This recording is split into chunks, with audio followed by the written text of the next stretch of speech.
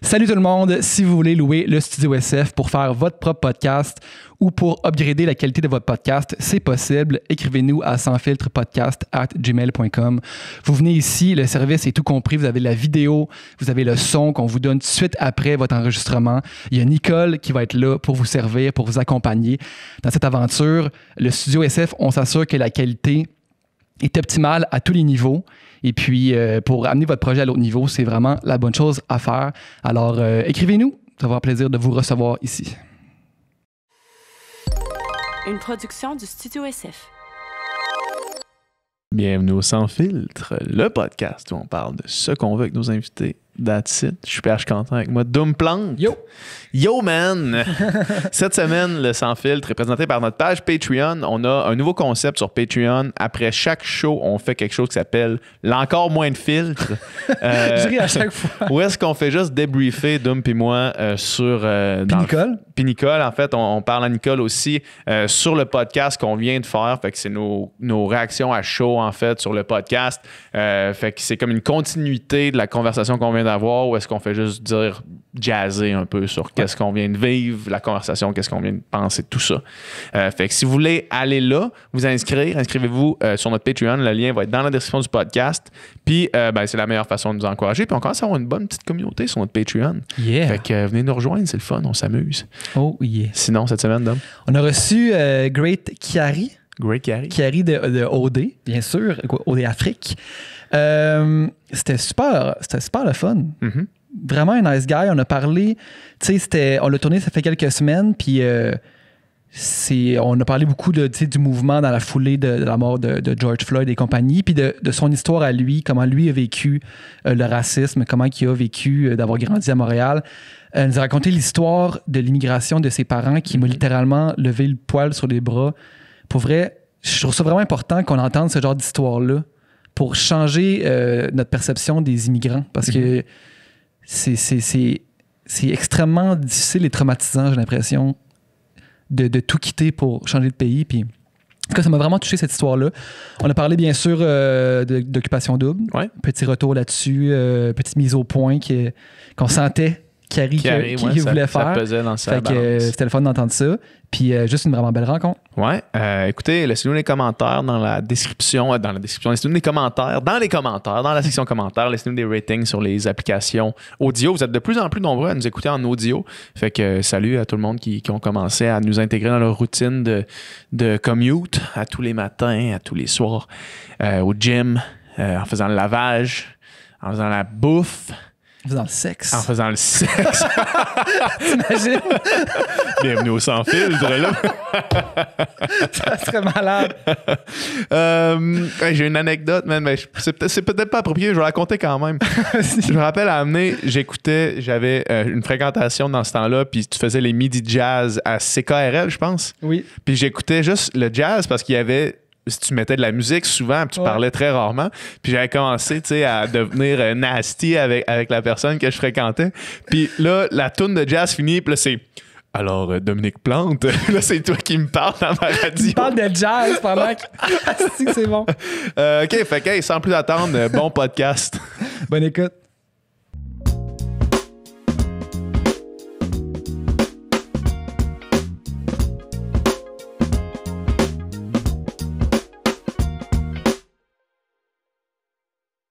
Puis tu peux couper des bouts. Si tu veux. Ben, à date, je me trouve quand même bon de rien couper parce que je me trouvais souvent comme il y a certaines choses que j'entendais dire, puis c'est juste comme ta gueule. Ouais. C'est comme tu te revois aller, puis t'entends des petits genre mots que tu dis constamment, puis t'es juste comme si tu me fais chier, mais au pire, les fois d'après, ça arrive pas parce que tu t'habitues. Là. Quand je l'ai monté au début, man, c'était tout le temps ça. C'est que je me gossais. Puis c'est arrivé 2-3 fois là, que, mettons, genre... J'ai posé des questions, puis genre, mettons, j'ai eu un blanc pendant 5 secondes ou que genre, j'ai vraiment trop tourné autour du pot, puis là, j'ai juste coupé. C'est malade. Je me suis dit, c'est moi qui monte, j'ai le droit, clac. J'ai le droit. C'est moi qui décide. Les seules fois, en fait, que j'ai coupé, c'était jamais avec moi, c'était avec certains de mes invités pour les protéger. Là, parce que, pour pas nommer de nom, Mathieu, disons, le premier podcast que j'ai fait, je pense que vous devez vous imaginer qu'il en dit des niaiseries, puis des fois, j'étais juste comme... Tu sais quoi, bro, man? Que là, faut qu'il réfléchisse, on va me parler, man. Hey, faut un moment donné, mais tu sais, l'affaire, c'est que T'as pas appris, mon gars? C'est encore lisse. Moi, il y a des moments, là, j'ai envoyé par, je sais pas, message texte. J'étais comme, est-ce que Mathieu, t'es à l'aise si ça passe? Puis t'es comme, ah ouais, ben oui. Puis après, j'étais comme, moi, je suis pas à l'aise. Moi, je suis pas à l'aise pour toi. Finalement, là, fuck that, je vais être obligé de décider à ta place. Je l'aime tellement, Mathieu. Là. Je vous dis, le jour où vous allez rencontrer, là, c'est tellement quelqu'un. Je suis sûr qu'il faut le faire. Je l'ai croisé une fois. Je l'ai croisé une fois au casino. Il y a une belle énergie. C'est juste que je pense que des fois, dans la vie, si t'as jamais nécessairement eu quelqu'un qui t'a confronté par rapport à quelque chose, ben tu vas pas voir que c'est négatif. C'est comme Mathieu, c'est un vraiment beau gars, vraiment genre prendre la place dans une pièce, puis il y a jamais beaucoup de monde qui ont voulu être contre lui, on va dire. C'est un leader naturel, fait qu'habituellement, quand t'arrives à OD, c'est là que le problème qui peut se poser. C'est tous des leaders naturels. Tous des leaders. Ben, c'est ça l'affaire, c'est ça. Moi, c'était comme. C'est direct comme ça que je l'ai vécu. Moi, j'ai été capitaine du Rouge et Or quand j'étais. Fait que j'étais un leader naturel. Là, les gens ont tendance à vouloir me suivre dans ce que je fais. Puis t'arrives là, man, puis là, tu rencontres tous les gars, puis c'est comme, OK, toi, t'étais capitaine de ton équipe de hockey, OK? Toi, t'étais comme président de ta classe, OK? Toi, t'étais genre le gars cool au secondaire, puis là, tu te rends compte que tout le monde, c'est genre des gars qui étaient dans cette position. C'est genre un all-star game pour elle. Mais toi, qu'est-ce que t'étais bon là-dedans? Ce que je trouvais, c'est que t'es arrivé, puis t'as l'idée par exemple à la place, parce que moi, j'étais une année que je suis arrivé, puis tout le monde lidait par parole, genre faisait juste parler fort. Le premier 15 minutes qu'on était ensemble, là, je regardais autour, j'étais comme, OK, il y a Carl ici, il y a Kevin ici, Mathieu ici. J'étais comme, Chris ici, c'est tous des fuckés dans la tête. Puis habituellement, moi, je vais être le leader dans un groupe, mais j'étais juste comme, ça marchera pas si t'essayes de prendre plus de place que Mathieu qui est en train de monter sur le sofa puis qui est en train de faire des backflips quand il rentre dans la maison. Je vais être comme, OK, je vais être la personne plus attentive puis je vais essayer de comme l'idée par ma belle façon d'agir. Mais en tout cas. Une force passive. Là. Ouais, ben ça peut être drainant des fois, là, parce que surtout si t'entends un paquet de niaiseries dans une journée, là, c'est comme, hey, j'ai tellement fait de méditation à OD, là, puis Est-ce que tu méditais avant? T'étais-tu un gars qui méditait dans la vie? Je méditais avant, puis je connaissais les bénéfices, mais je le faisais pas sur une base régulière. On dirait que, je sais pas, dans le code de la vie que je vivais, je faisais 9 à 5, je travaillais 40 heures, j'étais encore à l'école, je faisais du sport universitaire. J'étais un malade. Pour vrai, je faisais... Il y a une année là, que je faisais 4 cours à l'université, 45 heures semaine de travail entre le casino puis restauration, que c'était toute de nuit. Fait qu'après le matin, je me réveillais pour aller à l'école. Puis en même temps, j'avais des pratiques encore de basket parce que je venais de revenir à Montréal puis je jouais pour Concordia dans l'équipe de basket. Mais là, après, genre 5 mois dans l'équipe, j'étais comme, OK, non, ça fait aucun bon sens. C'est too much. Mais je sais pas, c'est ça l'affaire, c'est que c'est too much, mais on dirait que ça me drive dans la vie juste de comme être actif puis de faire quelque chose. On dirait que le confinement, c'était quelque chose qui... Puis OD, c'était quelque chose qui était vraiment difficile pour moi-même. Puis j'ai commencé à juste me ressourcer puis essayer de contrôler mes énergies puis mes pensées. Puis quand tu es un athlète, tu dois comprendre que c'est un muscle, que tu travailles ton cerveau, puis tu as compris comment tu as travaillé d'autres muscles, puis comment tu t'es amené à certains points dans ta vie. Fait que c'est ça que j'ai compris avec la méditation, c'est que, OK, toutes les pensées que j'ai, à un certain point, je suis capable de dire non, c'est assez, je suis capable de les comme compartmentalize, c'est ça le mot que je dirais en anglais, puis juste me calmer, puis tout le temps être positif, tu sais. Man, ça doit tellement être dur. Vous deux, moi, je suis la seule personne ici qui l'a pas vécu finalement, là, mais de garder un mindset positif à travers toute l'espèce de paranoïa que le jeu. J'ai pas été capable. Là. Que le jeu peut créer, là, de penser, de savoir que tu peux être éliminé, de savoir qu'il y en a qui parlent dans ton dos probablement, qu'il y a des alliances qui se forment, qu'il y a toute l'espèce de game, puis de rester serein là-dedans, man, je peux même pas imaginer. J'ai jamais fait de l'insomnie dans ma vie. J'en ai fait toute à OD, tous les soirs, parce que non seulement je pensais à ça, la game, là, je suis compétitif, et que je suis arrivé dans une game que je savais que tout le monde... Ben, vous l'avez vu, c'est à la boulette que je pète des coches. Puis... moi, ça me fait rire péter des coches à la boulette, c'est hot. Mais moi, c'est ça qui me fait rire, c'est quand je parle du monde qui ont été sportifs, ils sont tous comme... Hey, pour moi, la boulette, là, je te voyais, puis c'était juste drôle. Mais il y en a d'autres qui étaient comme... Hey, si, capable de rien, ce gars-là. Moi, c'est juste que, je sais pas... Chaque fois que je rentre dans un esprit de compétition, je me dis... OK... c'est une chance de me dépasser, c'est une chance de m'améliorer. Puis en ce moment, je suis dans une game où c'est complètement mental, puis c'est complètement relationnel avec tout le monde autour de toi. Fait que c'est vraiment important que j'essaie de le remporter parce que ça va me rapporter dans le reste de ma vie, dans tout ce que je veux faire ensuite, tu sais.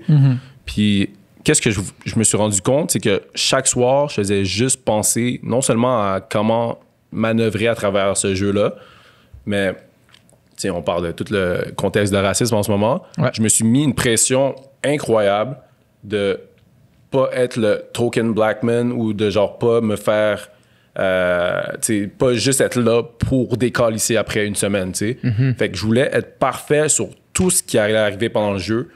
J'ai pas été ma vraie personnalité aussi large. J'étais juste comme, OK, je vais être poli, je vais être genre bien élevé, je vais bien parler.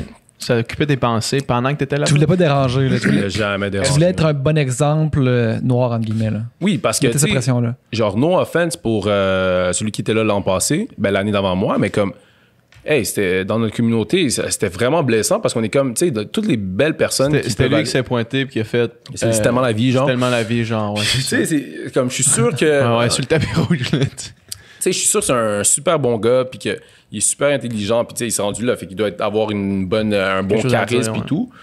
Mais c'est juste que chaque fois qu'admettons, dans la télévision, on voit quelqu'un de notre communauté arriver, puis qui se fasse ramasser ou que ça a l'air que comme il n'est pas intéressant généralement, ben c'est juste difficile, tu sais. Puis c'est pour ça que beaucoup de personnes dans mon entourage étaient comme Chris qui arrive, genre vas-y, puis comme on sait que ça te tente, fais-le bien, puis fais-le bien pour nous. Mais une fois que j'étais là-bas, j'arrivais en confessionnal avec confessionnal à la fin de chaque soirée. Puis quelque chose arrive pendant la journée, puis ça me frustre. Puis je suis comme, OK, Carrie pense ça pour vrai. Puis OK, my God, quelqu'un m'a fait chier aujourd'hui. Mais là, j'avais toute la journée pour me calmer, pour me refaire les idées. Puis là, j'étais juste comme, comment ça va passer au Québec de voir le noir frustré à un certain point qui se présente en confessionnal puis qui commence à bâcher quelqu'un d'autre. T'sais. Pour tous ceux qui ont encore pour qui ont encore une certaine genre des préjugés, exactement. C'est un stéréotype là, aussi là. Puis c'est un gros stéréotype ça dans la vie générale, c'est le angry black man who's violent. Je me suis fâché une seule fois de la saison là, contre Kevin, là, si vous vous rappelez bien. Puis si vous avez suivi la saison, je vais pas dire rien contre la production, mais à chaque fois qu'il y avait quelque chose qui voulait montrer négatif sur moi, c'était ce moment-là qui revenait en replay. Tout le temps. Ça c'est pas propre à... Tu sais, je veux dire, c'est propre au show, là. Ouais, j'ai l'impression, là. Tu sais, puis... Ah ouais, le show, ils ont rien de raciste. C'est un ça, moment exact, fort c'est ça. De la saison. C'est juste propre au show de montrer les moments négatifs qui te peignent d'une certaine façon. Est-ce que toi, dans le processus de vouloir participer à l'émission, est-ce que tu avais ce thinking-là de dire je veux aller pas faire un statement, mais je veux aller montrer comment je peux être, comment je peux représenter la communauté positivement. Dans tout ça, est-ce que c'était tout le temps dans ton thinking? En y allant, c'était 100% un statement. J'étais comme, je veux même pas... Parce que tu sais, à un certain point, tu te dis, tu peux essayer de passer à travers toutes les... admettons, moi, j'étais dans l'univers corporatif d'avant. J'étais conseiller financier, je travaillais à la TD, j'ai étudié en finance. Puis mon objectif, c'était monter tranquillement les échelons puis essayer de pouvoir utiliser mon pouvoir pour pouvoir mettre des personnes de diversité autre en place puis comme pouvoir utiliser justement le pouvoir que j'ai acquis pendant mon temps dans la business.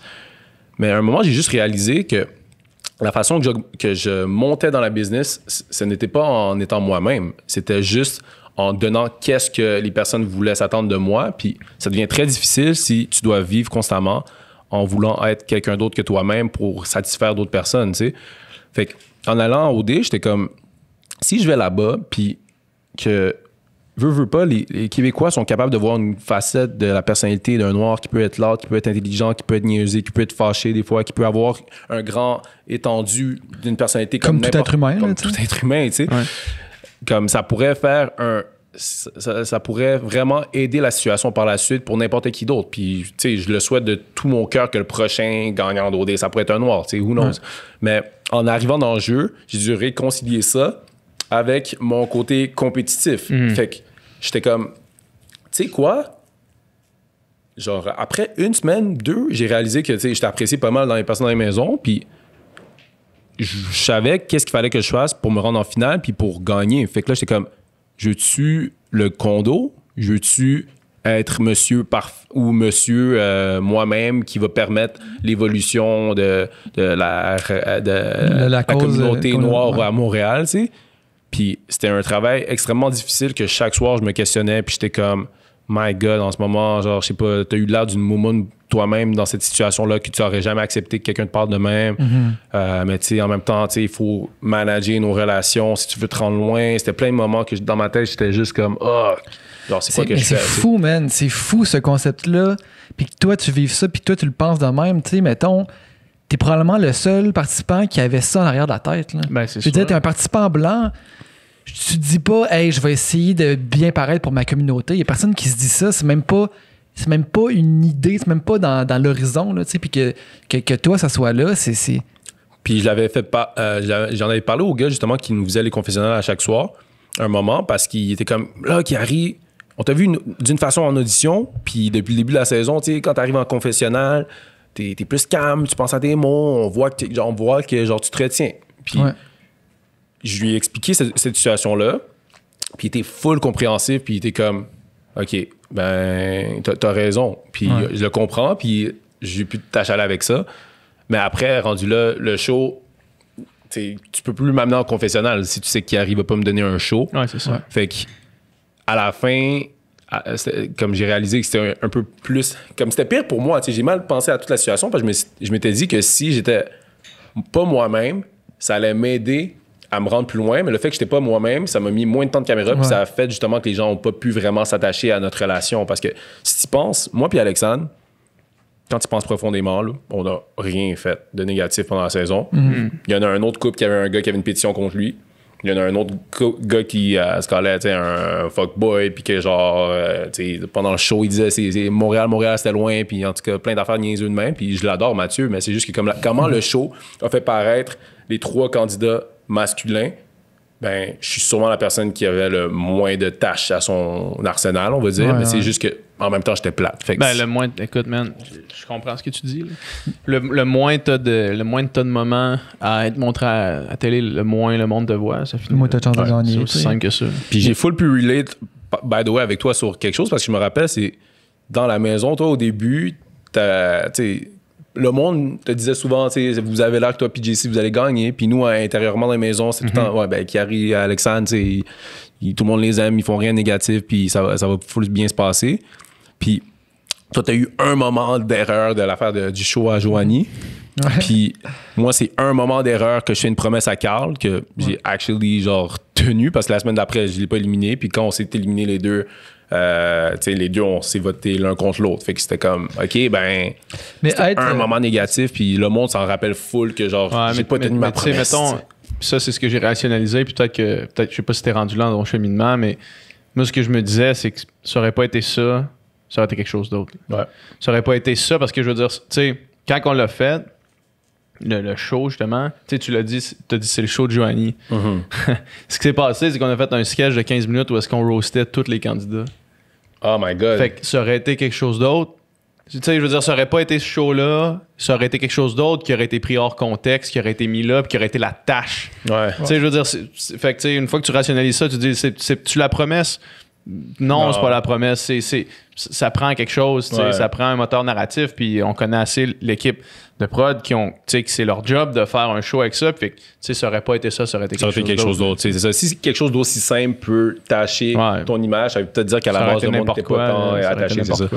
Mais tu sais, dans un show comme ça, être posé puis être réfléchi, c'est pas encouragé, tu sais. Non, c'est ça. C'est pas le type de personnalité qui fait « wow » à télévision, même si... Moi, je pense que dans la vie, c'est comme t'es mieux d'être réfléchi, d'être posé, d'utiliser ta raison plutôt qu'être dans l'émotion puis dans le. Sauf que dans un show comme ça, c'est pas ça qu'ils recherchent. Ben, c'est ça. Puis ils cherchent des personnalités là, hors du commun, flamboyantes, qui prennent de la place puis qui sont là. Puis c'est malade que tu dis ça parce que moi, c'est ça que dans le fond, les gens m'ont recommandé pendant le show. Tout le monde était comme Kiari. T'es le gars dans les maisons qui a tout le temps genre les longues conversations philosophiques, psychologiques avec tout le monde autour de toi. Il va le couper au montage. Non, ça existe pas. Ça. Comment tu peux couper un petit moment d'une conversation de 3 heures que tu viens de passer avec quelqu'un dehors pour penser à pourquoi peut-être il y a une haine envers son père qui est refoulée depuis des années. Tu sais, tu peux pas montrer ces moments-là. Non, c'est ça, exactement. Fait que c'est sûr que t'as raison, man. Tu sais, des conversations comme ça, tu le sais, là, c'est comme 98% des conversations qui sont à l'intérieur de la maison, c'est des conversations qui ressemblent à ça parce que t'as tellement rien d'autre à dire que tu commences à connaître les gens tellement profondément que tu connectes vraiment à un autre niveau. Là. Mais tu sais, c'est le 2% qui est montré à la télé. Ouais, c'est ça. Puis c'est ça qui était parfait après pour moi en faisant le podcast, c'est que, tu sais, même sur les réseaux sociaux, je vais pas être quelqu'un qui va faire genre plein de petites niaiseries tout le temps. Fait que je me dis, les personnes qui vont être rattachées à qu'est-ce que je veux faire pour la suite de ma carrière, c'est des personnes qui vont avoir pris le temps de me connaître, parce que si tu t'assois et tu écoutes un podcast de 1h30, 2 heures que je suis avec quelqu'un, puis tu apprends à connaître ma personnalité à certains points, tu vas être comme, OK, ben je l'aime pour cette raison-là ou je l'aime pas pour ces raisons-là, mais tu vas me connaître pour vrai. Tu vas pas connaître des petits segments que, tu sais, à la télévision, on pouvait voir de temps en temps, tu sais. Puis, tu sais, c'est ça, il y a peut-être moins de monde qui vont écouter le podcast au complet, mais le monde qui vont l'écouter, ils vont l'avoir écouté plus longtemps, puis ça va rester avec eux bien plus longtemps. Puis il va avoir un sentiment de proximité bien plus fort que toucher 500 000 personnes avec un TikTok versus quelqu'un qui écoute ton podcast au complet. Puis j'ai écouté ton podcast au complet avec Fabrice, par exemple, tu sais, puis c'est full bon, puis t'apprends full, puis tu sais, il y a une valeur ajoutée. C'est gentil, man. J'apprécie pour elle. C'était vraiment un bon podcast, pour vrai, tu sais. Mais j'en reviens à la question, tu sais, on n'est pas obligé de juste parler de racisme, là, mais j'en reviens à la question, tu sais, que tu te mettes cette pression-là, c'est comme la preuve qu'il y a tellement peu de représentation des minorités dans la télévision puis dans le public que, tu sais, mettons, un blanc fait quelque chose de cave à la télévision avec Occupation Double, tout ça, on va juste dire, ben il est bien moron, lui, tu sais, mais jamais qu'on va appliquer ça à une généralité de sa couleur de peau, tu sais. Mais qu'est-ce qu'on comprend pas de Occupation Double ou du Québec en général, c'est que pour du monde comme nous, tu sais, on habite à Montréal. Ben, Montréal, c'est vraiment une micro-représentation du Québec qui n'est peut-être pas réaliste. C'est pas la représentation exacte du Québec. Si toi, tu grandis en région, puis que tu as eu un noir peut-être dans tout ton parcours scolaire, puis qu'après, tu vois un noir à la télévision au Québec qui agit d'une certaine façon, ben, subconsciemment, ces personnes-là reflètent ton opinion peut-être générale d'une communauté. Oui. T'as tort. C'est clair que t'as tort, mais l'affaire, c'est que moi, je peux comprendre comment quelqu'un en arrive là, mais en même temps, je l'excuse pas nécessairement parce que je me dis, en 2020, tu as tellement de matériel en ligne pour être capable d'agrandir ta perspective générale d'un groupe. Puis si, tu sais, Chiari, tu penses que c'est ça la représentation de les Noirs au Québec, ben, mon Dieu, pauvre communauté, tu sais, qui pense que ça serait moi, je suis vraiment triste pour cet égard-là. Mais en même temps, en allant en OD, j'étais conscient que ça allait faire partie de mon fardeau, on va dire, de porter la communauté, surtout si je me rendais loin. C'est une énorme différence. Ouais. C'est une grosse responsabilité que tu te mets, tu sais. Puis c'est pas réaliste. Puis moi, j'ai été chanceux parce que j'ai grandi, puis j'ai vu les deux côtés de l'équation. J'ai vu mes parents qui sont arrivés du Cameroun, puis que quand j'étais plus jeune, c'était plus pauvre, on a grandi à Montréal-Nord, puis mes parents sont super éduqués. Ma mère, elle a un MBA, mon père, il a un doctorat en journalisme. C'est comme... Qui ont eu une fois ici? Une fois arrivé ici. Okay. Mon père, il était... il y avait un show de radio au Cameroun qui était full populaire. Genre, comme c'était quasiment une vedette au Cameroun un peu. Puis à un moment, du monde en France, au Canada, ils ont entendu parler de lui, puis ils lui ont proposé de venir faire ses études en journalisme justement au Québec. OK. Ouais, puis...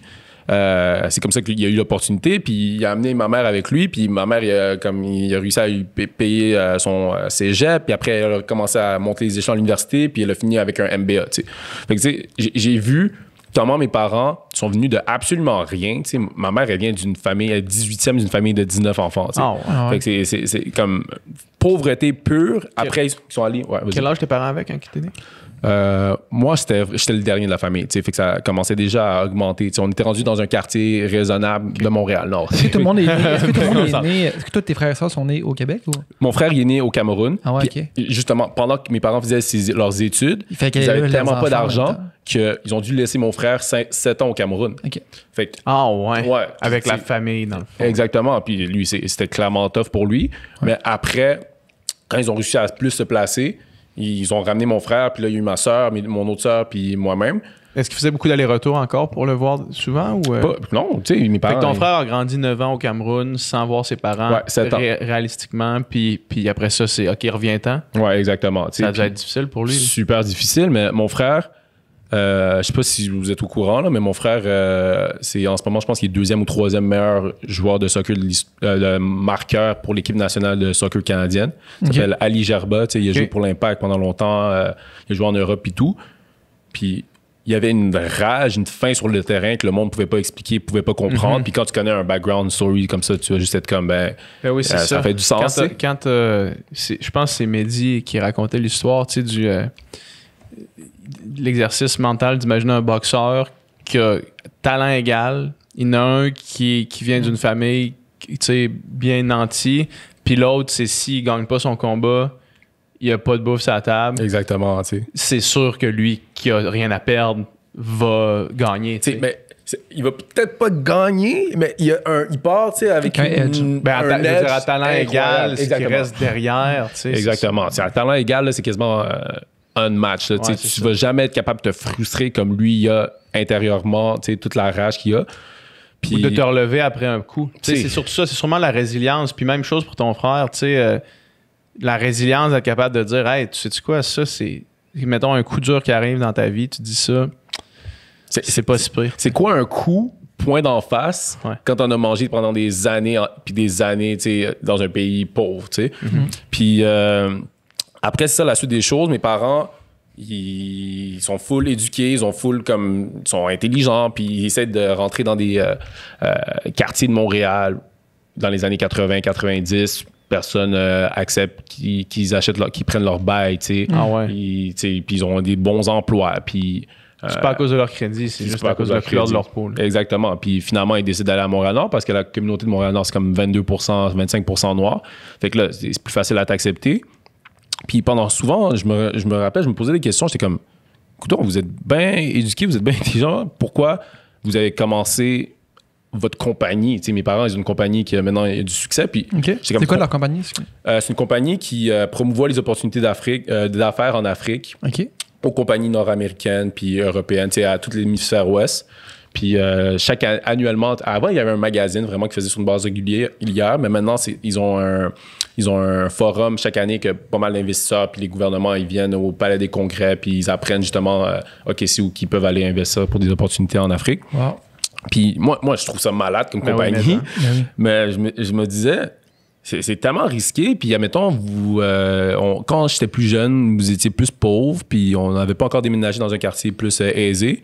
Puis j'étais comme, c'est quoi qui vous a motivé à partir de cette compagnie-là? Puis, tu sais, j'avais pas une réponse straight quand j'étais un petit kid, mais en grandissant, j'étais juste comme, OK, ils ont pas eu d'opportunité quand ils étaient dans leurs emplois respectifs. On les laissait pas monter, on les laissait pas avoir la place des personnes qui devraient avoir dans la compagnie, étant des personnes... Selon leur qualification, exactement, leur qualité. Fait qu'à un certain point, t'es comme, je peux travailler pour quelqu'un puis avoir la moitié du dollar, ou je peux l'avoir le dollar au complet en faisant... ma propre affaire. Exactement. Puis moi, c'est là que j'ai gagné 1 million % plus de respect pour mes parents, même si j'en avais déjà énormément. Puis c'est juste difficile de voir justement le contraste, c'est de comme... Tu viens d'un quartier comme ça, puis après, tu arrives dans un quartier comme maintenant que je suis à Fontainebleau, à Blainville, puis je comprends maintenant beaucoup de choses des deux côtés, puis ça me fait réaliser, OK, si je veux avoir une certaine place dans la société, si je veux être capable d'intégrer d'autres personnes, si je veux être capable de m'intégrer, voici cette façon-là qu'il faut que tu agisses, puis comment le monde va t'accepter. Puis c'est difficile parce que souvent tu dois te dire, je vais devoir pas être moi-même, tu sais. Comme il va falloir, je sais pas, j'ai en entrevue, puis quand j'étais plus jeune, j'avais un accent un peu plus africain, whatever, plus montréalais, on va dire. Puis comme je me suis rendu compte rapidement, si j'ai à l'entrevue puis je pogne un accent québécois tout d'un coup, je vais avoir la job. C'est comme ils cherchent un noir, mais ils cherchent un noir que le monde va comprendre, tu sais, puis pas parce que... Le fameux token. Exactement. Puis moi, j'étais juste comme... C'est un peu whack, mais tu sais, c'est comme ça que je vais avoir la job, fait que je vais le faire. Puis c'était un peu la même chose pour aller à OD. Tu sais, je savais qu'est-ce qu'il fallait que je fasse pour aller à OD, pour me rendre loin à OD. Mais à un certain point, chaque nuit, là, j'étais dans mon lit, puis j'étais comme... My God, là, c'est comme c'est la première fois que j'ai commencé à prendre... je sais pas c'est quoi la pilule qui m'avait donné. Ouais, exactement. T'sais, ils m'ont donné des fois, parce que j'étais comme, OK, prod, je suis pas capable. Je sais pas qu'est-ce que j'ai. Puis à un moment, à force de réflexion, à force de méditation, comme je vous ai dit, c'est là que j'ai compris ça. Il y a plein d'affaires tellement intéressantes dans ton depuis histoire. tantôt, man. Depuis tantôt, tu parles, je suis là, genre, on pourrait partir sur tous les sujets, mais tu sais, juste sur l'histoire de tes parents, man, on peut pas s'imaginer le sacrifice que c'est de quitter ta terre natale, tu sais, où tu as vécu, ce que tu connais, puis l'attacher, on a tous un attachement, où est-ce qu'on a grandi, puis de laisser un enfant. La tristesse, la peine, que ça a pu venir ici, élever des enfants tout en étudiant, comment difficile que c'est, puis travaillant probablement, parce qu'il fallait qu'ils subviennent à vos besoins. Puis te rendre compte que tu peux même pas avoir de job selon tes qualifications. Puis t'as des embûches, puis que t'as moins d'opportunités que les autres, puis qu'en plus, en bout de ligne, t'as une compagnie qui redonne à ta communauté. Man, Chris, man, j'en ai des frissons. C'est malade, je te dis. Puis j'en ai des frissons, je te jure. Moi, tu sais, je suis super humain dans le sens que je comprenais pas tout ça. J'étais un petit adolescent en tabarnak quand les choses allaient pas comme je le voulais. Puis, tu sais, des fois, mes... Ouais, puis quand tes amis autour de toi, ils font des affaires que toi, tu peux pas faire, probablement que tu fais, mais là, tabarnak, pourquoi pas moi? Exactement, tu sais. Puis quand, justement, c'est ça qui est très difficile. Moi, j'ai commencé, j'avais pas le droit ou je pouvais pas faire certaines choses. Puis après, mes parents, ils ont finalement réussi à avoir du succès dans leur compagnie, que là, je pouvais, mais ils me laissaient pas nécessairement. Parce qu'eux, ils voulaient que je comprenne la valeur de tout ce qu'ils ont fait, la valeur de l'argent, la valeur des sacrifices qu'ils ont fait. Puis comme adolescent, moi, je suis juste comme, non, ben là, pourquoi je peux pas, je sais pas, avoir tel argent pour aller voir telle niaiserie avec mes amis? Ben, mon ami, comme... un tel, il l'a, tu sais. Exactement. Mais moi, je suis comme, ben non, mais il va falloir que tu me prouves qu'à l'école, tu vas travailler fort. Il va falloir que tu sois sage. Il va falloir que tu arrêtes de dire des niaiseries en classe, comme je le faisais tout le temps au secondaire. T'sais. Moi, c'est pour ça que mes parents, c'est comme, hey, genre, je suis un bon enfant comparativement à peut-être d'autres personnes que je voyais autour de moi qui faisaient pas mal de niaiseries. Puis ils ont quand même instauré une discipline incroyable. Puis mon frère, il était super difficile avec moi là, en grandissant, là, surtout dans le sport, parce que moi, c'est une chose que justement, ça me faisait full de peine, parce que mon frère, admettons, quand je commençais le basketball, puis admettons, il venait me voir, puis j'avais fait le party la soirée d'avant, puis le matin, il me voyait, puis il était comme, toi, tu penses que tu vas te rendre loin, genre, en faisant ça. Là. Toi, tu penses que tu travailles fort. T'sais. Il me disait tout le temps des petits commentaires comme ça.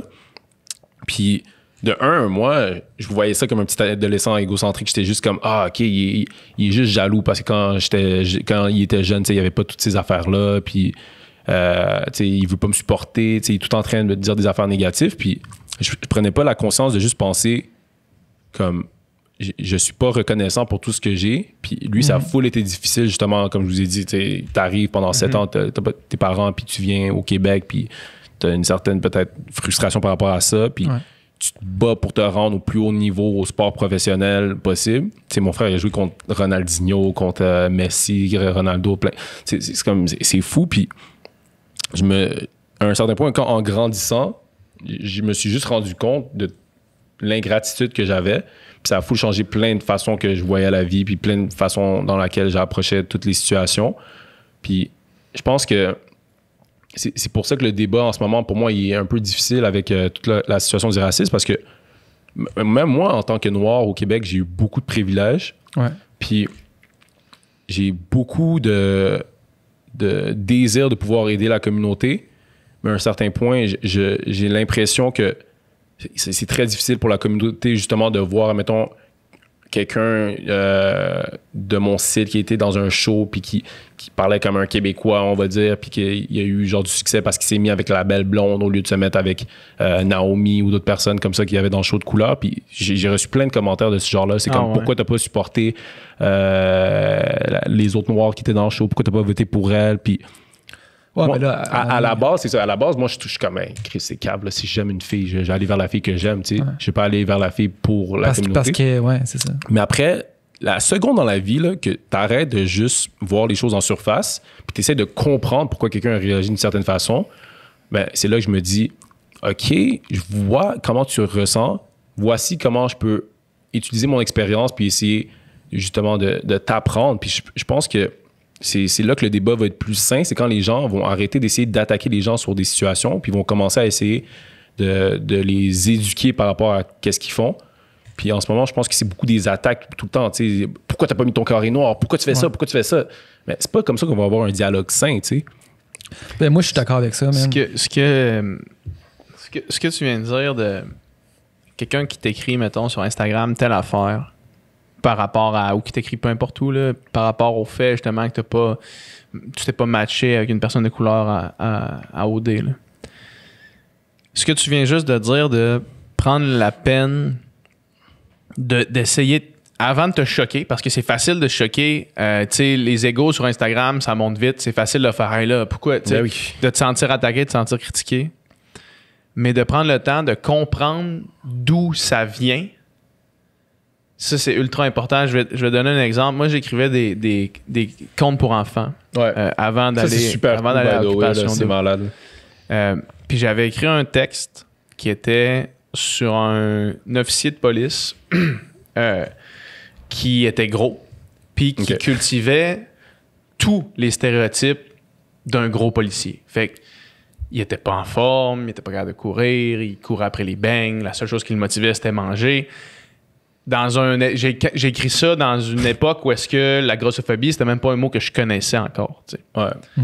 Puis, en sortant de là, en sortant d'OD, moi, j'y pense plus. Ça fait longtemps que j'ai écrit ça. Ça existe plus dans ma tête. Tu sais, ça existe plus, cette histoire-là. Puis là, il y a une fille qui m'écrit. Puis qui m'écrit « Hey, je viens de lire ça. Ma fille est revenue avec ça de l'école. » Tu sais. Puis elle dit « J'ai vu ton nom dessus. Puis j'ai trouvé ça quand même scandaleux que t'as écrit ce texte-là. » Tu sais. Puis là, moi, instinctivement, je me suis senti profondément attaqué par ce qu'elle disait. Puis elle attaque ton art aussi, fait que c'est frustrant. Hey, genre, puis mon premier feeling, c'était comme débat, hostie, c'est juste un texte, c'est comme on rit. Puis là, après ça, après cette vague-là, de me sentir comme ça, j'ai essayé de comprendre, j'ai essayé de faire qui dans cette histoire-là a raison. Pourquoi est-ce que la fille prend la peine de m'écrire puis un message respectueux? Tu sais, sûr que si quelqu'un t'écrit « gros cave, t'aurais pu pogner la noire à OD », c'est pas ça. Mais qu'elle prenne la peine de m'écrire. J'ai reçu ce message de exact. Ouais, c'est ça. Puis lui, tu l'ignores complètement parce que lui, il est pas pertinent, tu sais. Mais qu'elle avait pris la peine de me dire que sa fille était revenue avec ça, puis que là, elle avait lu ça, elle avait trouvé ça, elle avait trouvé que ça faisait aucun sens. Puis elle était déçue que j'aille écrit ça, tu sais. Puis une fois que j'ai réfléchi, je me suis dit, tu sais-tu quoi? J'ai participé à entretenir un stéréotype. L'officier de police aurait très bien pu être mince, puis avoir les mêmes motivations. Aurait très bien pu être une femme, avoir les mêmes motivations. Il aurait très bien pu être, tu sais, tout. Puis ce que j'ai choisi de faire, c'est entretenir un stéréotype. Fait que ce que tu disais tout à l'heure, tout ça pour cette parenthèse-là, pour te dire que tu as raison quand tu dis... Quand tu te fais dire quelque chose par rapport qui vient d'une place de moins grand privilège que la tienne, tu sais, je veux dire, moi, c'est pas comme si moi-même j'avais vécu de la grossophobie envers moi. Là, j'ai toujours été en forme. Tu sais, fait que quand ça vient d'une place moins privilégiée que la tienne, c'est vraiment important d'essayer de comprendre. Take a step back. Genre, c'est tellement simple dans la vie à le faire. Puis je pense que c'est là que, tu sais, je vais pas vous mentir, dans la communauté, on va dire, d'influenceurs, la seconde que cette situation-là de George Floyd a commencé, je me suis fait prendre de tout bord pour être comme Chiari, qu'est-ce que je devrais dire? Comment je devrais le dire? Puis toi, my God, comment tu le vis? Puis est-ce que mon texte que je suis en train d'écrire là, je me suis fait envoyer un paquet de textes de plein de personnes. Il y a plein de personnes qui disaient qu'ils avaient envoyé. J'ai envoyé mon texte à Chiari, c'est comment? Mais Chiari, c'est quoi? C'est un correcteur? Juste ça, il y a quelque chose de bizarre en soi. C'est ça. Puis qu'est-ce que je disais au monde? C'est que de un, sans toi pas de pression parce que ça doit venir du fond du cœur. Puis la chose qui est drôle, c'est que certaines personnes de toutes les communautés ont été vraiment rapides à attaquer tous ceux qui n'ont pas parlé pendant cette situation-là. Fait que, prenons une pause. Mettons là qu'on prend cette logique-là. Genre, tu vois une situation de façon qui est complètement rageuse, puis qu'il faut que tu en parles, puis que c'est inacceptable, puis si tu t'en parles pas, t'es quelqu'un qui est égoïste, qui est quelqu'un qui est raciste, puis tu contribues au problème. Je peux comprendre d'où tu vois cette perspective-là. Mais si t'es quelqu'un de la communauté noire, comme moi, qui a vu ça pendant toute sa vie, constamment, puis que j'ai quand même dû me faire des amis avec du monde autour de moi constamment qui ignorait ces situations-là. Est-ce que tout d'un coup, je dois me remettre en question puis me dire que toutes les personnes dans mon environnement sont racistes? Est-ce que le fait que tu n'as pas mis le carré sur ce moment-là puis que tu n'en as pas parlé toute ta vie quand ces situations-là arrivaient aussi, ça fait que tu es moins raciste parce que tu as mis le carré pendant le 0,001% de ta vie puis pendant le 99,9999% de ta vie, tu t'en calissais? Exact. Non, fait que c'est pour ça qu'il faut que tu prennes un step back. Moi j'ai un exemple qui est fou, c'est... J'ai un ami, je ne vais pas dire son nom, mais qui est influenceur. Puis de tout bord, tout côté, le monde m'attaquait. C'était comme, Kiari, pourquoi ton ami X parle pas? Puis moi, je savais, même avant que le débat s'amorce, que lui, en janvier, il était allé chez sa blonde, qui avait rencontré ses beaux-parents. Ouais. Puis, il avait rencontré sa belle famille, exactement. Puis son beau-père, il a commencé à dire des affaires hyper racistes. Complètement en désaccord avec ça. On va mettre un bip là-dessus. Tu l'as nommé. Ouais, c'est ça, j'étais comme, qu'est-ce qui se passe? Mais c'est ça. Non, mais c'était pas à cause du bruit, c'est que tu viens de nommer. Tu viens de nommer la personne que tu veux pas. Nicole, note le time, puis tu mettras un bip sur toute cette section-là. Continue, fait qu'il s'en va chez sa belle famille. Ouais, ça va chez sa belle famille. Fait que là, maintenant, on sait clairement c'est qui les beaux-parents. Ben, c'est ça. Il va chez... Ouais, un bip, s'il te plaît, man. On coupe et revient ici, maintenant. Oh my God, c'est bien drôle. Puis là... son beau-père commence à dire plein d'affaires complètement racistes. Il est hors de lui, complètement dégoûté. Hey, je suis pas capable de T'es trop honnête, man. T'es trop honnête. Je dis dans la vie, je suis pas capable de... En tout cas. Mets un bip là-dessus. Note ça, c'est important. OK. Ton ami. Mon ami, que je dirais plus de nom, il dit, moi, je m'en vais, c'est inacceptable. Puis je sais pas comment toi t'es capable, blonde X, d'entendre ça, même si t'es vraiment pas d'accord avec ça. Puis elle est comme, ben tu sais, je peux rien y faire, je peux pas le changer. Puis lui, t'es comme, ben moi, qu'est-ce que je peux faire, c'est montrer que je suis pas d'accord avec ça, puis m'en aller.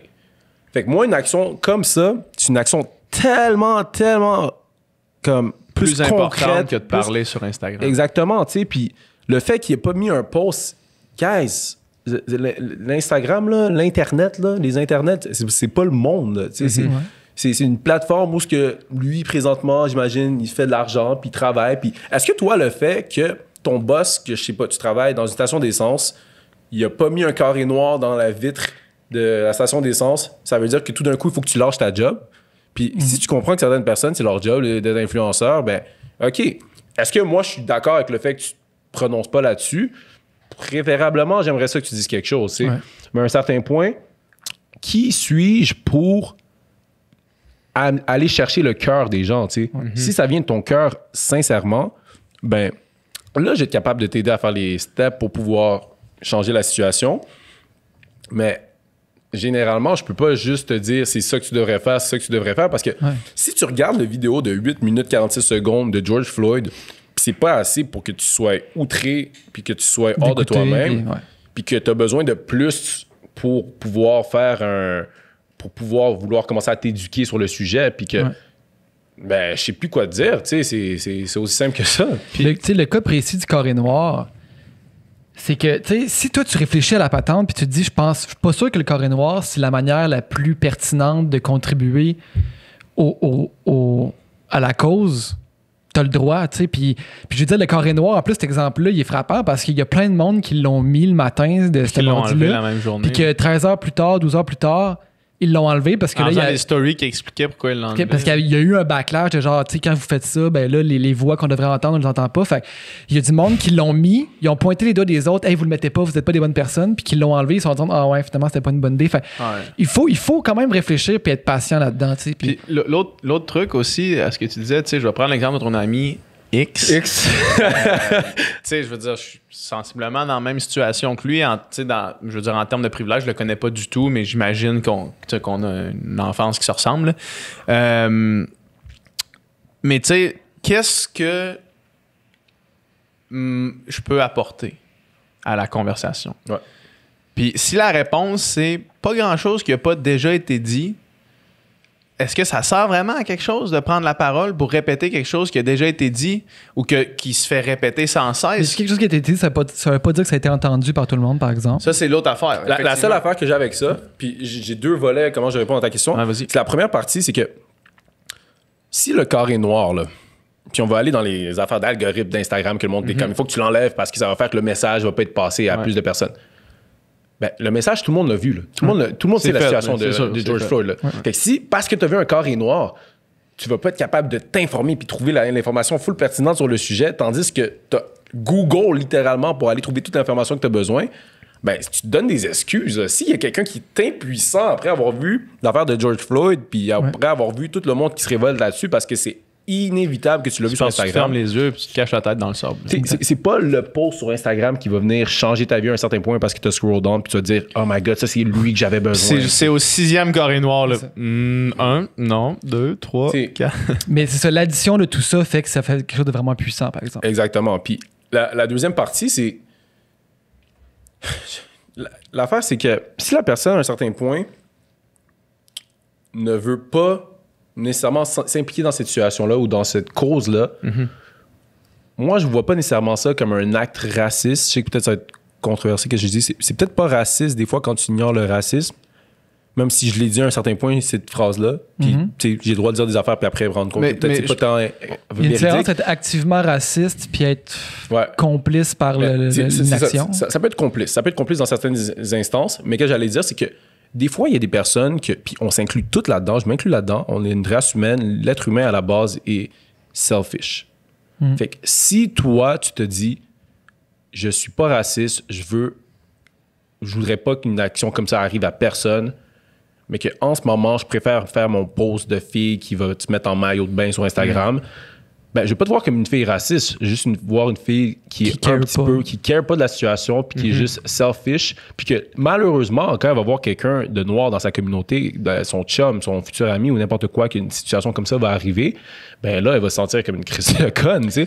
Puis moi, la manière que beaucoup de mes amis, genre en parlaient subtilement des fois au secondaire de situations racistes que je vivais, puis le moment que beaucoup de mes amis ont commencé à comprendre, parce que j'allais dans un secondaire quand même vraiment blanc, c'est quand j'ai commencé à conduire. Mes parents ils ont eu du succès.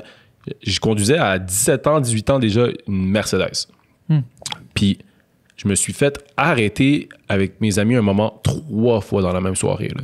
Ah ouais. J'ai un ami en arrière, il a commencé à pleurer. Il était comme, bro, man, je sais pas comment tu vis ça. Moi, je me frustrais tout le temps. Toi, tu restes full calm, puis tu restes genre zen. Mais moi, je suis juste comme, ben, parce que genre j'avais 15 ans, puis mes parents me disaient que ça allait arriver. C'est juste comme, c'est une réalité. Puis à un certain point, on la vit, il faut qu'on... Puis je me trouve un peu poche là-dedans parce que j'ai pas fait les efforts auparavant assez plus concrets d'essayer de changer la situation quand je suis sorti d'OD. Ouais. Mais l'affaire, c'est que j'ai une certaine partie de moi-même qui avait juste give up. Je m'étais juste dit, c'est le monde dans lequel on vit. Ben c'est ça, ouais, c'est ça, je pense, qui est ranimé dans la situation présente. C'est toutes les espèces de passion, d'activisme dormant à l'intérieur des gens se sont comme réveillés. Ouais. Puis de faire non, tu sais, on a redonnons-en une go, tu sais. Ouais. Allons-y encore une fois. Puis ça, je pense que, tu sais, on le voit beaucoup. Il y a beaucoup de... Aux États-Unis, il y a beaucoup d'activistes pro-noirs qui avaient arrêté de faire de l'activisme. Puis que là, ils font... Un surge back. Ils font non, OK, on recommence parce que ça, c'est comme le petit push. Puis que tu dises... J'avais give up, j'avais accepté que c'était le monde dans lequel on vit. C'est triste. C'est triste, mais c'est vraiment fort comme image. De faire, j'avais accepté. Puis tu sais, avec Webster, on l'a dit, là.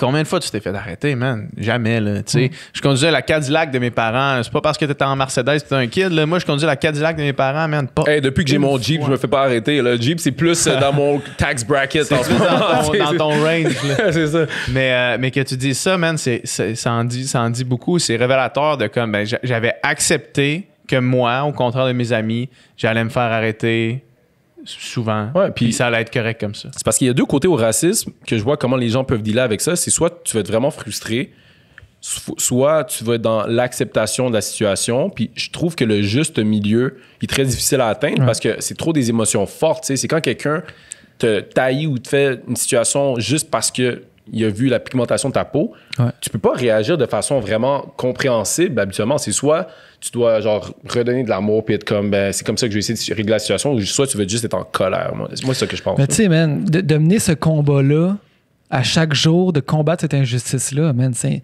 invivable à un moment donné, man. C'est trop drainant, c'est trop... Tu sais, puis c'est pour ça que moi, je pense que, tu sais, mettons l'exemple de ton ami ou des influenceurs en général, tu sais, là, en ce moment, tout le monde sait, si t'es pas au courant qu'il y avait ce genre d'injustice-là dans le monde, dans notre société, maintenant, tu le sais. Ouais.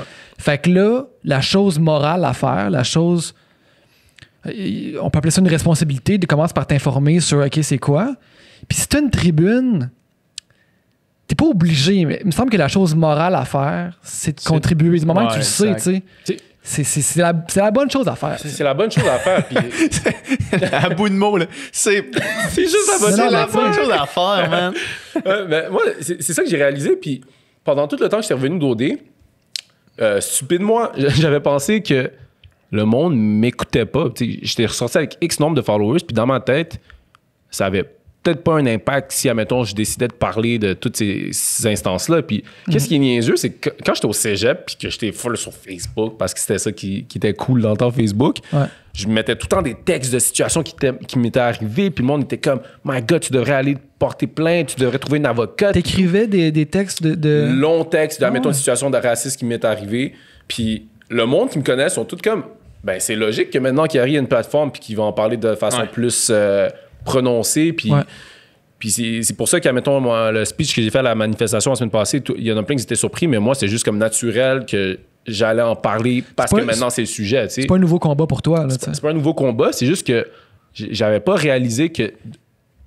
Non, en fait, je sais pas que j'avais pas réalisé. C'est juste j'ai juste compris maintenant que la situation me donne comme un stage que le monde va m'écouter en ce moment par rapport à ça, puis utilise-la en crise de bon escient parce que si on peut faire un changement, puis je sens en ce moment là, que le monde veut se changer, ben si je peux t'aider justement à avoir cette empathie envers notre communauté, puis te dire que, OK, je veux pas que mon enfant vive dans un monde que du monde peut se faire tuer par la couleur de leur peau, pour la couleur de leur peau, ben voilà comment j'ai aidé la situation. C'est un peu le contexte, on va dire, avec tout le contexte environnemental en ce moment, où les travailleurs pauvres, tout ça, c'est des causes qu'en ce moment, il y a beaucoup d'activistes, mais il y a beaucoup de personnes qui ont les mêmes idéologies, mais qui font pas des actions concrètes en ce moment parce qu'ils ont give up. Ils ont juste dit, je vais être qui, moi, avec genre mon compost à changer la planète, tu sais. L'affaire, c'est que si tout le monde se dit ça, il y a personne qui agit. Puis moi, j'en faisais partie du problème. Je me suis dit, ben, je vais être qui, moi, pour dire aux gens, aimez les Noirs, tu sais. Puis maintenant, je réalise que, OK, si le monde va m'écouter, ben, je vais essayer de parler du mieux de mes capacités, mais en même temps, je suis une voix. Il y en a 1 million d'autres à écouter. Puis si je peux te référer à d'autres personnes plus éloquentes, plus intelligentes, plus informées, ben, je vais le faire, tu sais. Puis toi, entre le moment où tu as fait OD, puis récemment, avec les récents événements, t'avais-tu mis un petit peu ça de côté, justement, pour pas trop déranger, tu sais? Puis... Moi, ma mentalité avec la situation, c'était que le monde au Québec ne sont pas racistes, ils ont pas de haine nécessairement, mais ils sont juste comme un peu indifférents, puis ils sont pas attachés à les gens de notre communauté parce qu'ils en connaissent juste pas généralement. Fait que moi, je m'étais dit, comment je vais être capable de rassembler les deux mondes? C'était en utilisant ma plateforme pour être en contact avec des personnes qui sont plus reconnues. Fait qu'admettons, dans mon podcast, au début, j'avais une liste d'invités vraiment plus, full populaire pour des personnes vraiment influenceurs, des artistes, des gens dans le milieu plus blanc. Puis c'est pas parce que, tu sais, j'ai juste des amis blancs. C'est juste que je me dis, pour que les gens écoutent ma conversation avec un noir, il va falloir qu'au début, ils soient down avec ma conversation avec un blanc. Puis là, ça a juste accéléré le processus que maintenant, le monde sont comme, OK, ben, on veut s'éduquer, fait qu'on va l'écouter un peu plus maintenant. Mais généralement, moi, c'était ça que je voulais faire. Je voulais juste me mettre en valeur avec des personnes qui vont pouvoir aider la situation. Puis par la suite, je vais être capable de mettre de l'avant toutes les belles choses de ma communauté. Puis c'est une stratégie. Moi, je suis quelqu'un de super stratégique dans tout ce que je fais.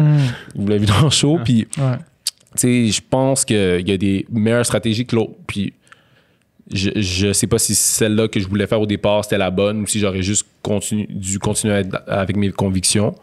On verra, le temps va le dire, mais c'est C'est la chose que je voyais, tu sais, à long terme. Je voyais que si les gens, à un certain point, sont comme, OK, qui arrive, je le trouve nice, je le trouve hot, tout ce qu'il va faire, je vais l'écouter. Ben, quand j'ai à avoir une conversation avec quelqu'un qui a un accent full prononcé créole, qui est full dans le black love, toute la culture générale black, puis que tu vas réaliser que malgré son accent, malgré ses expressions qui sont différentes à la tienne, il est quand même full intelligent, full hot, puis c'est là que ça va être... Ça, c'est une culture, justement, que cette culture-là, qu'on n'a pas accès. On n'est pas encore rendu, je pense, d'avoir un participant à OD, exemple, mais qui est vraiment, je sais pas comment dire, là, qui vient d'immigrer ou qui a vraiment un plus grand clash culturel. Là, ben, moi, c'est ça l'affaire qui est drôle, c'est que j'ai grandi à Montréal-Nord, j'ai des amis dans le basketball, dans la musique, toutes ces affaires-là, ça m'a rendu tellement proche de ça, puis je suis capable de vivre dans cet environnement-là. Mais après, je suis allé dans un secondaire Jean Eudes. T'es-tu capable de switcher ton accent? Ah, directement. Là. Je peux faire n'importe quel accent. Puis ça, c'est une de mes forces. Je pense que justement en vente, là, j'étais en conseiller financier, puis j'étais dans le milieu des affaires, j'étais vendeur tout le temps. Puis c'est juste que je suis capable de m'adapter au monde autour de moi. Mais ça, c'est un skill que moi, j'ai personnellement. Les personnes, leur succès ne devrait pas dépendre de leur habilité à avoir ce skill-là. Absolument pas. Ça me rend pas plus intelligent parce que tout d'un coup, je suis plus un accent québécois. T'sais, comme si tu écoutes le podcast avec Fabrice, il y en a plein qui sont comme « Ah, shit, quand tu parlais avec Fabrice, ton accent était un peu changé. Tu as un peu un accent international. » Puis tout. Puis quand je suis avec des amis vraiment plus un accent plus haïtien, je m'adapte aussi. C'est comme si tu vas en Espagne, tu sais. Si tu parles avec ton accent québécois, espagnol, comme de marde, tu peux être compris, mais si tu vas, puis t'as la personnalité, puis t'embarques dans l'accent de la place, ben là, tu vas être capable vraiment plus de connecter avec les gens. C'est full important. Puis, c'est ça, comme tu dis, c'est pas tout le monde qui a le luxe, la possibilité ou qui est capable de le faire, tu sais. Puis justement, c'est un peu le sujet du documentaire Briser le code, là, dont tu as parlé avec Fabrice, tu sais, de tous ces petits micro-ajustements-là que vous, tu sais, mettons, les personnes, non, mais les personnes racisées ou les immigrants ou tout ça ont à faire que nous autres, on se rend même pas compte que ça existe, ça, ces micro-ajustements-là. Puis un petit peu, des fois, tamiser sa propre culture, tout ça, pour fitter dans le moule. Dans le moule. Puis, tu sais, encore une fois, pour qu'il y ait un bon vivre ensemble, il faut qu'il y ait une certaine sorte de partage, d'intégration, mais ça devrait pas être à vous de faire... À vous, non, mais, vous autres, là, la gang. Là. Mais tu comprends ce que je veux dire? Mettons, aux minorités de faire 100% du chemin, puis nous autres de faire 0% du chemin. C'est bien plus facile de même, tu sais. Ben oui, exact. Mais c'est ça qui est drôle de notre génération, ou l'être humain en général, on dirait qu'on a une appréciation pour la facilité. T'sais. Tout ce qui va être plus simple, tout ce qui va être moins demandant, c'est quelque chose qui va attirer beaucoup de personnes, puis j'ai pas de problème avec ça parce que je le comprends. T'sais. Admettons, comme moi, je me réveille pour m'entraîner à 5 h du matin, puis que j'ai une grosse journée, puis toutes ces affaires-là. Je sais à quel point ça aurait pu être plus nice ma journée si j'aurais décidé de dormir jusqu'à midi, puis juste rien calisser, puis comme pas décidé d'être travaillant. Mais je trouve que faut pas que tu juges nécessairement la personne qui décide justement de faire moins d'efforts. L'affaire, c'est qu'il faut que tu sois capable de communiquer qu'est-ce que ces efforts-là, ça va lui apporter. Fait que si, admettons, je vais tout en prendre des exemples sportifs, si tu fais comprendre à un enfant que son éthique de travail et non son talent, c'est ça qui va l'amener dans la NBA ou n'importe quelle ligue sportive de haut niveau, ben intérieurement, cet enfant-là va peut-être avoir un désir de vouloir travailler plus fort. Fait que si tu arrives à faire comprendre aux gens qu'est-ce que leur acceptation envers d'autres communautés, à long terme, ça va leur apporter, ben ça va être naturel que les gens voudront plus être racistes parce que tu vas te rendre compte, mon Dieu, mon acceptance pour autrui m'a permis de développer des connaissances que j'avais pas dans 1 million de sujets, puis ça m'a facilité mon approche de conversation avec des personnes de même ma communauté parce que je suis juste capable de m'adapter dans toutes les situations.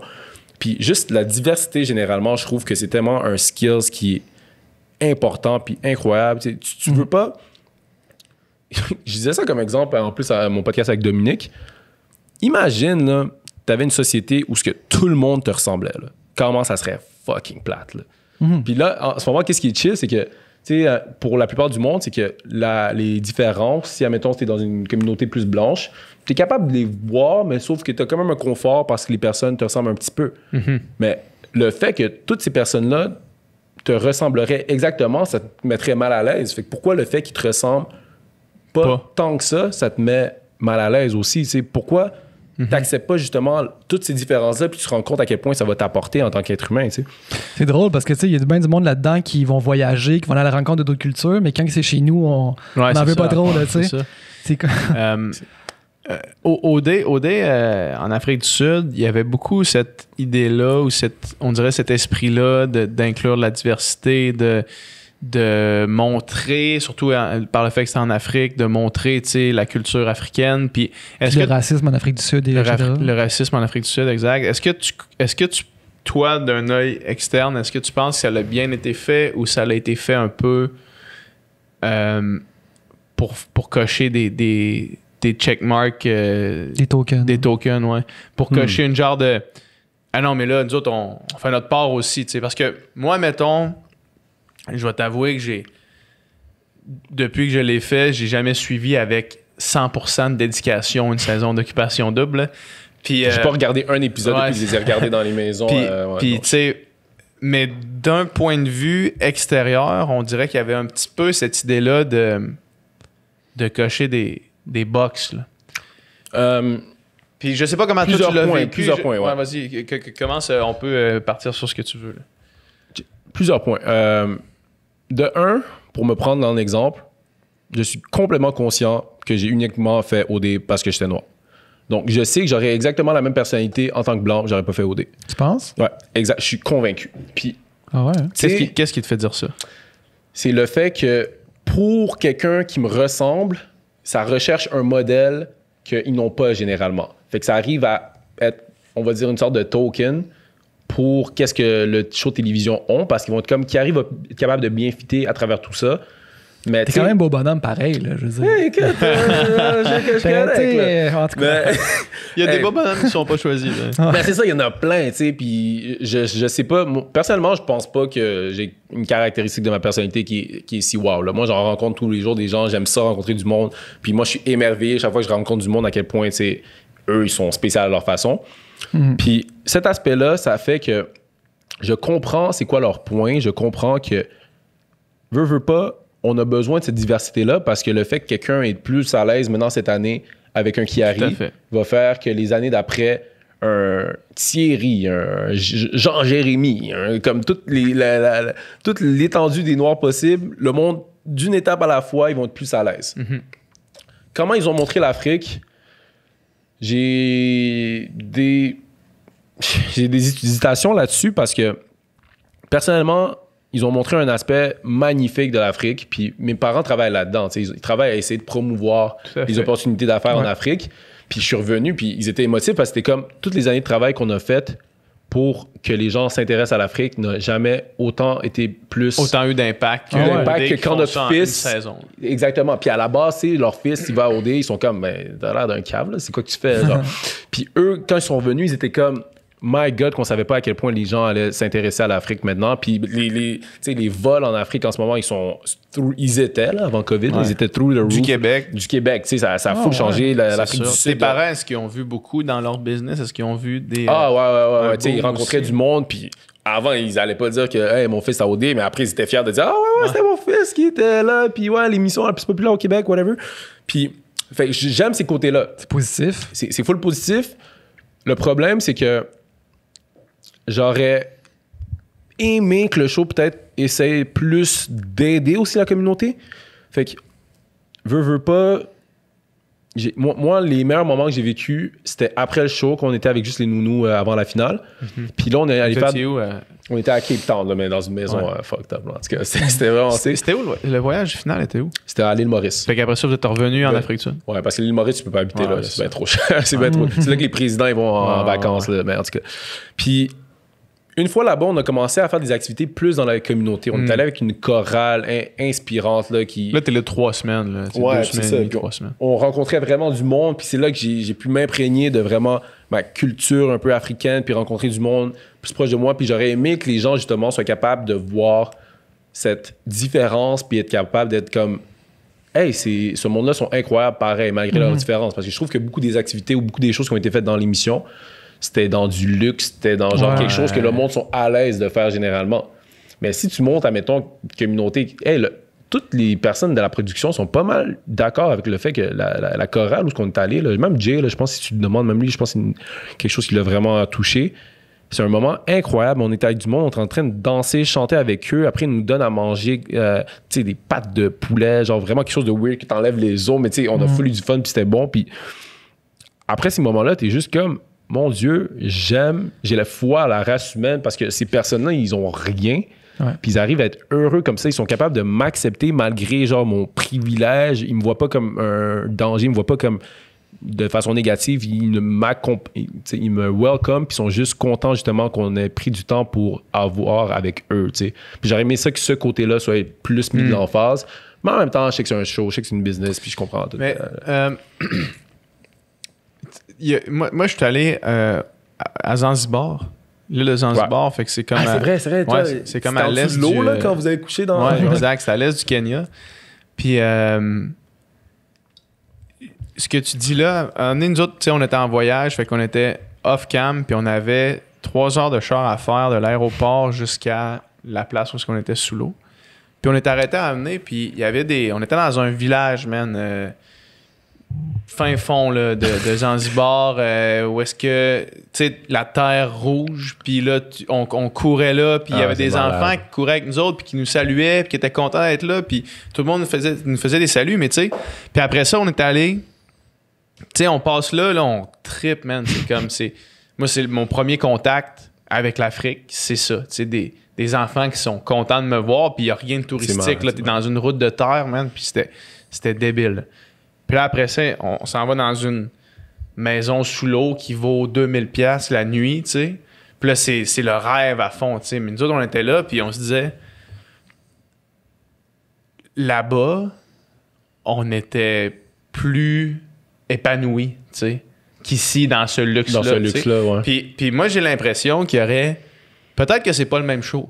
Tu sais, peut-être que je suis pas en train de parler d'Occupation Double, peut-être que je suis en train de parler d'un autre concept. Mais j'ai l'impression qu'il y aurait une... Vol quelque chose, 720. Ouais, mais même ça, c'était pas la même chose. Tu sais, c'est des activités comme... Tu vas en Islande, pas pour voir les Islandais et la culture, mais pour monter au glacier le plus haut. Là, c'est pas comme... Je pense pas que c'est ça, mais je comprends ce que tu dis parce que les bouts où est-ce que t'es vraiment dans la culture, c'est comme ça que tu auras envie que le monde voit. Ouais. Mais c'est pas ça que le monde voit. T'sais. Le monde voit le drama, la chicane. Il voit aussi le luxe, mais c'est pas, tu le sais là. Moi c'est quoi qui montre à la télé puis qu'est-ce que tu vis réellement, c'est 2 affaires différentes. Et puis c'est malade, puis moi c'est une des raisons justement pourquoi je suis allé en finance, c'est parce qu'on dirait que je voulais juste comprendre le monde dans lequel on vit parce que c'est tellement important l'aspect capitaliste, puis ça te fait pas excuser mais justifier beaucoup de choses qui arrivent. Fait que j'ai jamais été en problème avec la production, comment j'ai paru. J'ai jamais été en problème avec des décisions qu'ils ont prises parce que... Tu comprenais c'était quoi l'idée à la fin? Je comprends le bottom line. Genre, c'est qu'est-ce qu'on attend à la fin de cette situation-là. Puis c'est comme ça que c'est difficile un peu de critiquer la société, mais il le faut pareil parce que tu vas dire à des gens d'agir d'une certaine façon, mais ça va leur faire perdre de l'argent. Puis tout le monde veut faire de l'argent à un certain point, puis c'est quand que t'en fais pas assez, ça c'est une autre question. C'est juste un débat interne avec le capitaliste que je peux juste, des fois... Il y a un côté de moi là qui serait juste full, je devenais hipster, j'allais vivre dans une tiny house, puis juste comme m'en aller de la société. Volontaire. Exactement, puis il y a un autre côté que je suis juste comme... Non, mais je comprends les motivations derrière ça, le luxe, la beauté. C'est comme la maison là en Afrique du Sud qu'on a vécu après quand on était finaliste. Mon Dieu, que j'aurais habité là toute ma vie, puis que je me suis mis confortable assez rapidement là-bas, puis que tu t'ajustes, puis en même temps, tu peux comprendre pourquoi quelqu'un voudrait habiter là. Fait que c'est juste, je pense que quand tu comprends les 2 hémisphères, c'est là que tu es capable d'avoir un dialogue pour essayer d'arriver à un compromis. Puis c'est ça que j'espérais justement que la société, c'est qu'on soit capable justement de tout le temps essayer de dialoguer pour avoir des compromis plus sensés. Mais c'est tellement difficile, tu sais, comment je veux dire à OD de montrer des moments dans un petit village avec des petits-enfants puis je pense que somme toute, tu sais... Ils font quand même un effort. Ils pourraient faire un show vraiment juste de pognage puis de mémérage puis genre de vraiment c'était un peu ça cette année, on va se le dire. Ouais, c'est ça, mais à Bali, c'était un peu moins ça. La base du show, le fondement du show, c'est comme un peu ça. Ouais. Après ça, ils rajoutent un petit peu de temps en temps le musée de l'apartheid ou des affaires comme ça. c'est du bonus. Tu sais, il serait pas obligé de le faire. Est-ce qu'il pourrait le faire plus? Ouais. Est-ce que ce serait bon qu'il fasse plus? Sûrement. Hey, moi puis Alex, pour pas te couper, là, mais on est allé un moment donné dans notre premier voyage. On est allé dans une église en haut d'une montagne. On a fait de l'escalade en Éthiopie. En Éthiopie. Puis c'est genre une des églises les plus vieilles. Là. Ça date des années 500. Là. C'est fucké. Là. Puis tu voyais des angles sur les murs. Puis c'était genre des prêtres, puis Jésus, puis plein de façons, mais qu'ils étaient comme en noir de la couleur de peau de l'Éthiopie. Fait que là, ça te fait poser des questions sur c'est quoi l'imagerie qu'on a vue tant ces années-là, parce que eux, leur communauté catholique en Éthiopie est genre une des plus vieilles au monde. Puis tu te poses plein de questionnements, puis on a abordé ces sujets-là pendant qu'on était dans notre voyage, puis pour moi, c'est un voyage comme vraiment, comme j'ai eu un éveil là-dessus, puis après, j'écoute le show, puis c'est le party où, mettons, il y a Carl puis Paulina, tu sais, puis c'est Carl puis Paulina, puis il l'embrasse, puis qu'après, tu sais, il est vraiment sous, puis après, je sais pas, il essaie d'embrasser Ophélia, puis il y a plein de drames pendant ce party-là. Kevin, il embrasse 2 filles, genre la même soirée. Puis ils ont montré au total, je pense, 5 minutes de notre voyage. Puis je comprends, tu sais, parce que le show, il était incroyable cette soirée-là, ce party, il était malade, mais comme... Je pense qu'on aurait pu amener genre la société généralement à aller dans une direction vraiment plus comme réfléchie, plus intellectuelle. Puis, tu sais, j'espérais du fond de mon cœur que peut-être quelque chose comme ça allait être montré, mais je comprends la business. C'est ça, c'est la balance. Parce que, tu sais, des shows, je veux dire, des documentaires, puis des shows de voyage où est-ce qu'on voit les cultures, où est-ce qu'on voit tout ça, ça existe déjà. Puis il n'y a pas 2,5 millions d'écoutes. Il n'y a pas 2,5 millions d'écoutes. C'est ça l'affaire. Fait que, tu sais, si, mettons, ils utilisent justement tout le drama, puis un peu le premier degré d'OD. Ah, c'est la poule avant l'œuf, man. Pour glisser un petit message, pour glisser une petite affaire, tu sais, je veux dire... Tu sais, juste ici, tu sais, nous autres, on s'adresse à un public large, mais on essaie de traiter des sujets plus importants au travers. Mais tu sais, on se brand, tu sais, on n'est pas... tu comprends ce que je veux dire? Ouais, je comprends ce que tu veux dire. Je comprends absolument ce que tu veux dire. Puis ça me fait rire ce que tu dis là, parce que à Bali... Ah man, j'ai jamais raconté cette histoire-là. À Bali, on chill, puis Sandrick... Il part en voyage avec Joanie à l'île de Java, qui était juste un petit peu de bateau l'autre bord. Je la connais bien, Joanie, en plus. Ah ouais? Tu vois? En tout cas, on s'en reparlera. Fait qu'il s'en va à l'île de Java, puis quand ils reviennent de là, Sandré qui est décalissé. Il nous raconte, mais même pas à cause de Joanie ou sa relation, il nous raconte qu'ils sont allés monter un volcan pour aller chercher quelque chose en haut. Puis qu'il y avait des Indonésiens, là, je sais pas comment ils appellent les gens de l'île de Java, là, mais qui étaient là, qui faisaient des allers-retours à journée longue pour monter du genre de charbon, prendre le charbon en haut, ils mettaient sur le dos, puis ils redescendaient ça en bas. Puis il dit, les gars, ils ont leurs genoux complètement défoncés. Ils ont des problèmes de poumons. La plupart meurent avant 30 ans. Puis il dit, il était là, puis il faisait ça à journée longue.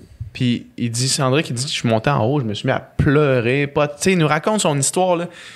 Genre, ça l'a transcendé, là. Ça l'a transpercé d'un bord puis de l'autre, puis il est chamboulé complètement, là. Là, nous autres, on est comme, fuck, man, ce voyage-là, ça devait être débile, tu sais, j'ai hâte de voir les images. De vie, ouais. On sort de l'émission, on écoute le show, man, puis...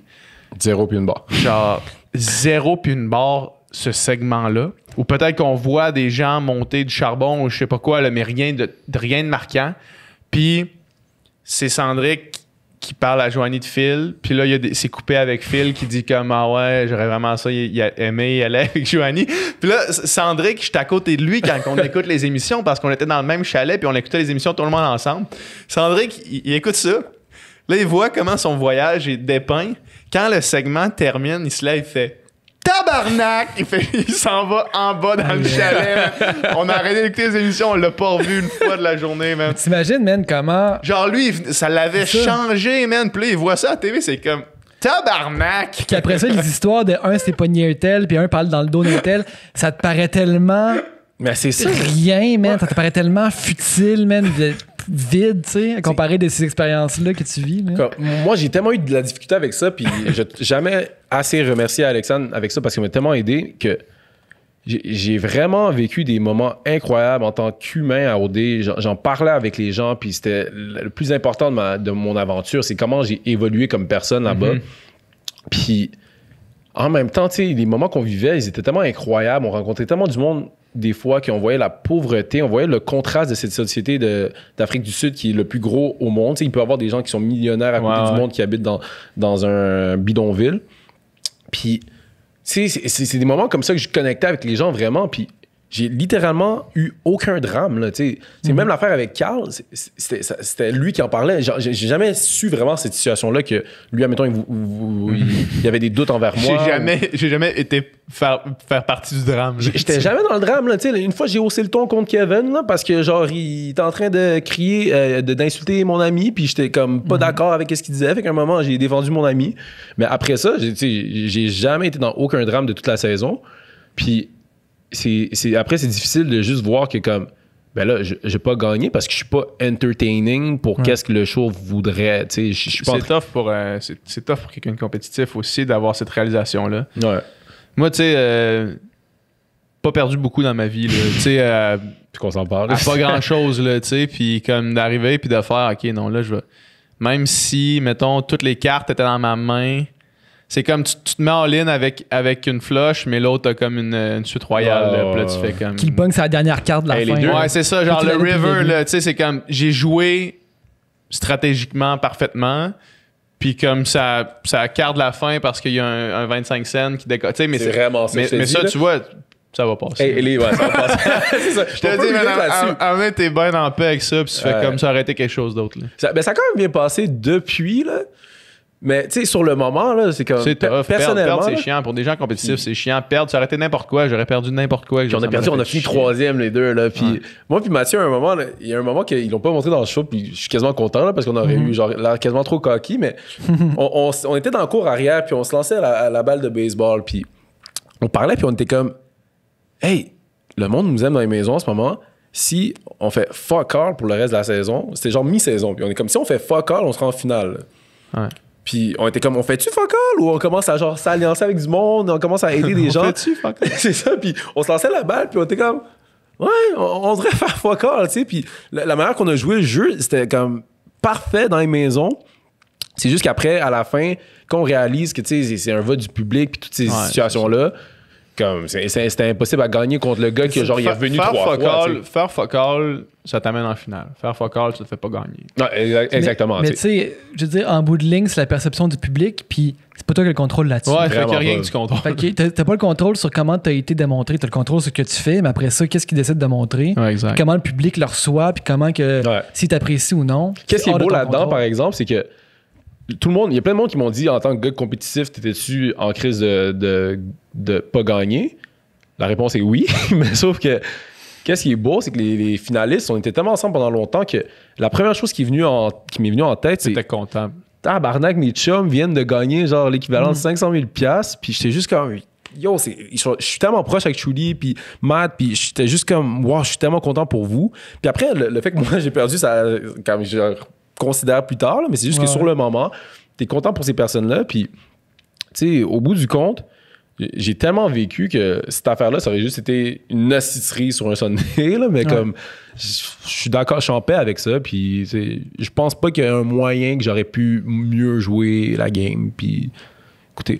Mais man, c'est pas de regret, mais c'est non, je pense qu'il faut que tu sois toi, man, puis t'espères que ça passe, là. Ben oui, là, puis écoute, je sais pas. Moi, je me dis que à un certain point, peut-être j'aurais fait un autre move puis je me serais pas rendu en finale. Ouais, c'est comme, ça vaut même pas la peine d'y penser. Puis je suis un peu à l'intérieur avec ça. Puis j'ai hâte de voir, par exemple, la suite des choses, parce que nos carrières respectives, on va dans des directions, puis on travaille fort, puis on essaie de faire que les cartes se placent pour nous, mais on n'a aucun contrôle rendu là. Qu'est-ce que tu veux faire? Qu'est-ce que tu envisages? Qu'est-ce qui serait un path pour toi de... Personnellement, je viens d'une famille quand même d'entrepreneurs. Fait que je sais que peu importe qu'est-ce que je veux faire, ça va tout le temps être de mon contrôle. Je vais tout le temps avoir le lead par rapport à des projets que je veux faire. Présentement, le fait que justement j'ai commencé mon podcast, vous devez l'imaginer, il y a plein de personnes qui sont comme OK, je voudrais tourner dans ton studio, je voudrais faire ça. Fait que ça, c'est une avenue que je pourrais penser, mais je me dis, à un certain point, je préfère prendre beaucoup de temps puis profiter de la situation dans ce moment que j'ai des contrats puis tout l'aspect influenceur pour voir exactement ce que je veux faire pour la suite des choses. Je pense que j'aurais jamais l'opportunité autant dans ma vie, juste sit back, puis avoir des réflexions, puis vraiment me questionner sur...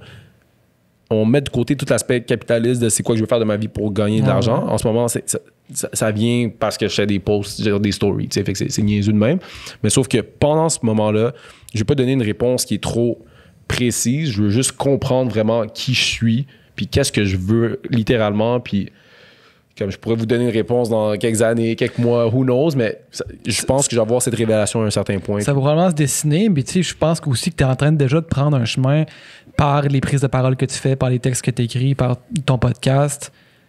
Tu contribues à quelque chose, tu fais une différence. Non, mais tu sais, puis je pense que c'est ça, naturellement, tu le fais, puis tu vas continuer d'aller dans cette direction-là, j'ai l'impression. Je pense que, tu sais, mon talent, que je dirais qui est hors de tout doute, puis je dirais tout le temps au monde de commencer par voir c'est quoi vraiment leur talent, puis c'est quoi qui les passionne. Ça a toujours été la communication, fait que ça allait dans n'importe quelle direction. Tu sais, au début, j'étais comme, OK, ben, t'es un bon communicateur. Un bon communicateur, je suis en train de m'enfarger pendant que je dis que je parle bien. Puis après, on me dit, OK, ben, tu devrais aller en vente. OK. Puis après, on était comme, ah, tu sais quoi, tu devrais faire de la télé. Puis après, c'était comme, ah, il y a tout le temps plein d'avenues. Tu sais, maintenant, il y a du monde qui me dit, hey, t'as bien parlé pendant la situation, tu devrais aller en politique. Là, moi, je suis comme, de un, là, politique, on dirait que j'ai trop un respect pour ces gens-là pour me dire qu'ils vont prendre le gars d'OD. Tu sais, j'ai quand même un background en finance puis toutes ces affaires-là, mais je me dis, je préfère vraiment comprendre c'est quoi les enjeux, puis être impliqué là-dedans, puis travailler fort parce que ça me passionne que juste être en politique parce que, genre, je parais très bien en politique parce que je suis capable de donner des bons speeches. Genre, c'est pas quelque chose que je trouverais qui serait juste pour les personnes qui se battent dans ce milieu-là.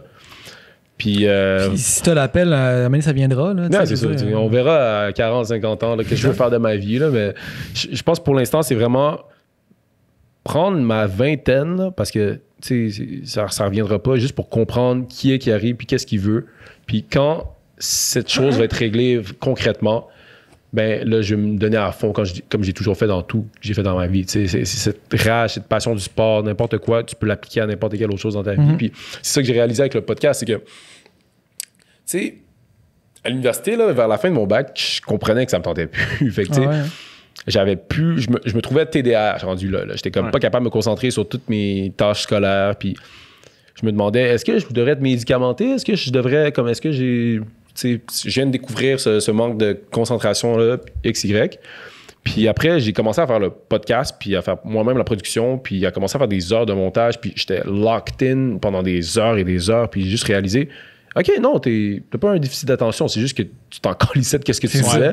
Puis, man, dès que tu vas retrouver quelque chose qui va te passionner autant que le podcast en ce moment que je fais ou n'importe quelle avenue de carrière, c'est là que je vais être capable d'atteindre mes objectifs. Puis je pense que c'est un conseil que je pourrais donner à tout le monde, c'est juste vraiment prendre le temps de trouver une chose qui vont les envahir, puis que ça va être genre viscéral, que tu vas vouloir constamment faire, puis c'est là que tu vas avoir n'importe quel type de succès. T'sais. C'est sûr, c'est sûr. C'est comme dans tout, tu sais, le plus tu le fais, le meilleur tu vas être, puis si t'es pas capable de le faire beaucoup parce que ça t'intéresse pas, tu seras jamais bon. Là. Ouais, puis c'est très difficile. Quand tu penses faire quelque chose tout le temps, là, si tu l'aimes pas, tu vas avoir un mauvais quart d'heure, là, parce que comme ça va être ta vie. Ils passent leur vie comme ça. Puis ça, je trouve que c'est la beauté de notre génération, c'est que je pense pas qu'il va y avoir genre une carrière qu'on va prendre. Je pense que tout le monde va s'enligner pour avoir, comme partir à la retraite puis avoir fait 5, 6, 10 carrières. Mais ça, c'était tu sais, pour une certaine génération, c'est une fierté. Là. Moi, il y a combien de fois j'ai entendu des personnes plus âgées dire « Moi, j'ai passé 40 ans à la même place, puis j'en suis fier. » J'entends souvent ça quand même. Là. Ben, c'est une beauté. 40 ans à la même place. Il n'y a pas beaucoup de monde qui vont faire ça. Là. Non. Je serais jamais capable. Moi, je sais pas, ça fait 10 ans que je travaille depuis que j'ai 16 ans, on va dire. Puis j'ai littéralement fait 2 jobs par année, je pense. Là. Même pendant que je faisais du basketball. Là. Puis ça m'a sûrement nuit justement à avoir autant de succès que je voulais, mais sauf que je suis pas capable de faire quelque chose longtemps si j'aime pas ça. T'sais. Puis je pense que c'est peut-être un défaut de ma part parce que je me dis, mon Dieu, c'est comme peut-être t'es juste pas capable de te décider, puis peut-être genre ça va mener à rien à long terme. Mais je me dis, moi, je vois ça comme je suis juste en processus continuel d'essayer de me trouver, puis de trouver la chose que ça va être that's it, c'est clair. Puis on dirait que quand j'étais allé à OD, j'étais là, puis je me disais, ça, c'était sans équivoque qu'il fallait que je fasse cette affaire-là. Genre, c'était clair que cette expérience-là, j'en avais besoin, même si ça a été difficile, mais ça m'a amélioré en tant qu'être humain. Puis je me dis, quelqu'un qui travaille 40 ans dans le même job, je trouve que c'est admirable parce que c'est très difficile. Ouais. Fait que n'importe quand que tu fais quelque chose de super difficile, genre je te lève mon chapeau, c'est juste que je sais pas si, admettons, c'est la chose qui t'a rendu le plus heureux. T'sais. Je pense que c'est vraiment des aspirations différentes. Puis je pense que notre génération a vraiment un besoin que leur job soit plus proche, soit leur passion, puis que leur job aussi matter, dans le sens que leur job ait de se sentir utile, de sentir qu'ils contribuent à quelque chose, de se sentir valorisé dans leur travail. Puis peut-être que d'autres générations, c'était plutôt l'objectif, moi, ce qui est important pour moi, c'est subvenir à ma famille, par exemple, ou tout ça. Puis en plus aussi, tout le paysage a changé. Là, la stabilité, comme on la connaissait, je pense qu'elle est plus fragile. Dire, en tant qu'ancien conseiller financier, je peux te dire que, par exemple, notre logique est full belle, mais la logique de nos parents est stable et est plus sécure en crise. Là, parce que je peux te dire, pour avoir vu des milliers de comptes de banque tout le temps, je sais pas d'où on va tirer nos retraites. Là, en ce moment, notre génération, on n'est pas bien. Je pense qu'il y aura pas beaucoup le concept de retraite va devenir de plus en plus flou. Il va falloir qu'on se trouve des carrières, on va dire, peut-être au point de vue informatique, qu'on va être capable de faire, même si notre corps ne fonctionne plus de la même façon. Je sais pas comment on va opérer, mais admettons la situation des CHSLD dans ce moment, la manière qu'on vit en ce moment, notre génération, je pense qu'on s'enligne tout pour des CHSLD parce qu'on va pas être capable de se payer des centres de retraite de haut luxe si on n'est pas capable de faire attention puis de prendre des carrières qui sont stables, tu sais. Comme quelqu'un qui est avocat, docteur, tout ça, on peut dire que c'est difficile, on peut dire que c'est plate, mais eux, la pension, ça sort, ça rentre tout le temps continuellement, ça sort, puis ça va dans leur compte, puis après, ils savent que ça va être chill genre, pour le reste de leur vie. Tu sais, je me demande... Est-ce qu'on est vraiment... Est-ce qu'on a raison? T'sais, ça, c'est la question, genre, je pense, qui est vraiment fondamentale pour n'importe quelle génération. Est-ce qu'on fait la bonne chose? On verra. Le temps va nous le dire, j'imagine. Le temps va nous le dire. Puis, tu sais, ultimement, c'est ça. Ultimement, c'est la recherche du bonheur, là, tu sais. Pursuit of happiness, man. C'est ça. C'est complètement ridicule de se dire que tu peux être heureux puis la société va faire que, au bout du compte, puisque le dollar, c'est genre tant important, ça va te mettre dans une mauvaise situation. Ça va cribler ton bonheur, peut-être. C'est tellement difficile. Man, hier, on a reçu Maïté Saganache. Je sais pas si tu sais c'est qui. C'est une CRI, là, c'est une autochtone, puis qui est impliquée, qui est militante, là, mais qui habite, elle habite à Waswanipi, là, dans le nord, Waswanipi, pardon. Puis... tu sais, man, leur conception du bonheur puis du succès tellement différente de la nôtre. Là. Ouais. Comment tu la décrirais, eux, par exemple? Comment qu'elle le voit? Elle a dit, moi, j'ai décidé d'arrêter, parce que là, elle est moins activiste qu'elle a déjà été. Elle a dit, j'ai décidé d'arrêter de parler de ma culture pour aller la vivre. Puis elle décrivait d'aller chez nous, sa réserve, me faire amener par mon oncle puis mes cousins à la pêche. Hey, j'ai juste arrêté une seconde, là. T'as fucking des beaux yeux, là. J'étais juste en train d'écouter PH, puis j'étais comme, hey, je comprends tout ce qui se passe à OD, là. Merci, man, merci. C'est quand même, on dit. C'est pas sûr de parler, là. Fixe-moi, man. Puis c'est ça, elle a dit, tu sais, aller à la pêche avec son oncle puis ses cousins, revenir, cuisiner, prendre soin des aînés, être ensemble. Puis comment on en parlait, c'était juste... on dirait que c'était à ça qu'elle aspirait, tu sais. De pouvoir juste... Tu sais, puis mettons ce qu'elle demandait par rapport aux droits des Autochtones, c'était ce qu'elle voulait, on dirait, dans son discours, c'était de juste pouvoir faire ça. Puis de laissez-nous tranquilles. Comme laissez-nous chez nous, pour qu'on puisse continuer à faire le bonheur comme on le connaît depuis des milliers d'années. C'est fou, tu sais, parce que... Ici, c'est comme 75 000, l'hypothèque, les enfants. Puis là, c'est comme, c'est quoi le bonheur? Le bonheur, c'est que je suis propriétaire. C'est comme, de quoi tu parles, le bonheur? C'est que t'es propriétaire. C'est tellement fuck-all. Les autres sont 12 dans une maison qui pourrit les murs. Puis ils n'ont même pas le droit. Le sourire qui monte jusqu'aux oreilles. Là, ils n'ont même pas le droit d'être propriétaire d'une maison. Ça. Ils n'ont même pas le droit selon la loi, tu sais. La loi sur les Indiens, c'est débile. Ça, tu sais, j'ai repensé à ça hier soir en me couchant, tu sais, puis... Tu sais, petite parenthèse, là, autochtone, là. Tu sais, mettons, à une certaine époque, on se dit, hey, les femmes n'avaient pas le droit de voter, puis on trouve ça aberrant, puis on dit, voyons qu'il y avait un monde qui existait où les femmes n'avaient pas le droit de voter, ou ci ou ça, puis il y en a plein des exemples. Mais encore, à ce jour, les Autochtones sont considérés comme des mineurs au nom de la loi, puis ils n'ont pas le droit de posséder une terre ou une maison, puis ça existe encore. Puis dans 50 ans... Le manifeste comme tel s'appelle Loi sur les Indiens. Le nom, le titre est raciste. Puis dans 5 ans... Mais tu sais, un jour, ça va être réformé, aboli. Puis il y a une époque où on va dire, hey, je peux pas croire qu'en 2020, ce qui était retardé, les Indiens avaient même pas... De quel côté de l'histoire tu veux être, man? Tu sais, mettons, moi, là, je suis Justin Trudeau, là. De quel côté de l'histoire tu veux être, man? Mets-toi du bon côté, là. C'est tellement important. C'est là que je dirais, mettons, toutes les personnes qui se questionnent, c'est quoi la bonne action à faire par rapport au racisme puis toute la situation actuelle sur les réseaux sociaux. Moi, je te dirais qu'il n'y a pas vraiment une belle chose à faire, mais juste sois conscient que tout ce que tu poses pas, tes enfants vont être capables de le voir, puis historiquement parlant, les gens vont être capables de dire de quel côté tu étais. Puis est-ce que tu vas être capable de regarder tes enfants dans les yeux, puis leur dire, ou tes petits-enfants, puis leur dire, moi, je me suis pas levé dans cette situation quand il y avait telle injustice, parce que à leur génération, à eux, ça va être rendu répugnant, désagréable, ridicule. En ce moment...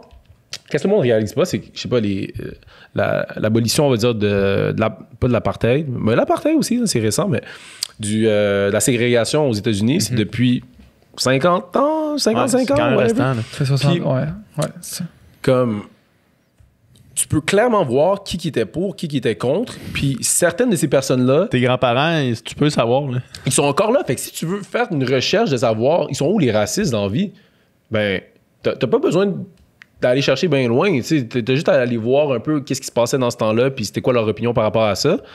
Puis c'est là qu'il va être triste parce que ton Instagram, là, ton Twitter, n'importe quoi, tes petits-enfants, ils vont être capables de voir, ils vont être comme, ben, pourquoi t'avais pas ton carré noir, toi, en 2020, pendant que c'était la pandémie? T'avais quoi à faire? T'étais dans ton appartement, tu jouais t'écoutais Netflix, t'avais pas le temps de mettre ton carré, puis ça veut pas nécessairement dire que c'est important, mais c'est juste... Tu vas devoir te justifier, puis il va falloir que tu sois bon pour argumenter. Puis en tout cas. Après ça, il n'est jamais trop tard pour changer d'idée. Tu sais, puis ça, c'est vraiment important. Ça, c'est important de le comprendre. Je veux dire, si c'est juste aujourd'hui que tu réalises que tu tenais des propos racistes ou que tu avais des préjugés, vaut mieux que tu réalises là que jamais. Puis il vaut mieux que tu le réalises puis tu l'acceptes. Puis c'est pas hypocrite le fait de changer d'idée. Tu sais. Zéro hypocrite. Puis je pense que du monde, qu'est-ce qu'ils doivent comprendre avec le racisme, c'est que le mot est tellement fort parce qu'il y a un visuel de toutes les atrocités qui ont été faites dans le passé. Fait que personne ne veut être associé à ce mot-là. Mais si tu comprends que ce mot-là ne veut pas dire que tu es quelqu'un qui pend du monde dans ta cour arrière, puis que tu peux avoir des actions racistes sans nécessairement être raciste, puis je m'inclus là-dedans, que ça peut être avec n'importe quel groupe, tu vas comprendre que tu peux les changer, ces actions-là. Puis quand quelqu'un te dit que qu'est-ce que tu fais en ce moment, c'est raciste, ou telle mentalité que tu as en ce moment, c'est raciste, puis que tu peux te changer, puis tu peux t'améliorer, mais là, on va avoir un vrai progrès dans la société. Tandis que si tu penses que quelqu'un qui dit ça, c'est une attaque personnelle, puis tout d'un coup, il est en train de dire que tu es Adolf Hitler, ben là, on va pas avoir de dialogue, parce que tout d'un coup, tu vas être comme, ben, j'ai 2 amis noirs dans mon primaire, tu vas prendre des excuses ridicules comme ça, puis tu vas pas être capable de juste dialoguer, tu vas être comme, ah ouais, ça c'est raciste, pourquoi? Genre, la question pourquoi dans la vie, il n'y a pas assez de monde qui la font. C'est souvent genre, ben non, tu sais, non, l'argumentation, c'est juste, OK, tu me dis ça, pourquoi? OK, dialoguons, genre, comment on peut améliorer cette situation-là? Puis c'est là qu'on va avoir du vrai progrès. Là. Puis moi, je pense que, tu sais, une des premières choses, c'est justement s'examiner soi-même, puis se rendre compte de ses propres biais. Puis moi, je vais te donner un exemple où moi-même... là, il est vrai, là, my God, j'aime ça. Où moi-même, j'avais des gros billets racistes, puis que je m'en suis rendu compte. Puis, tu sais, là, je compte l'histoire, j'en suis pas fier. Mais je veux dire, c'est juste un exemple que des affaires comme ça, tout le monde en a. T'sais. Je vais pas te juger, je vais t'aimer pareil. Non, mais t'as le droit de me juger. Parce que j'ai le droit de me juger, mais juger d'homme dans les commentaires.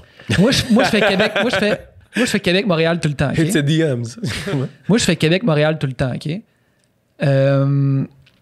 Puis je prends des passages Amigo Express. OK? Puis pour une raison, tu sais, il y a toutes sortes de monde là-dessus, mais il y a particulièrement beaucoup d'Africains, on dirait. Qui font l'Amigo Express. Qui font Amigo Express. Puis, man, je te jure, puis j'en suis pas fier de le dire, man, j'ai honte, mais je vais le dire pareil. Au début, man, les noms à consonance africaine, là, j'étais là, je suis sûr qu'il va être en retard.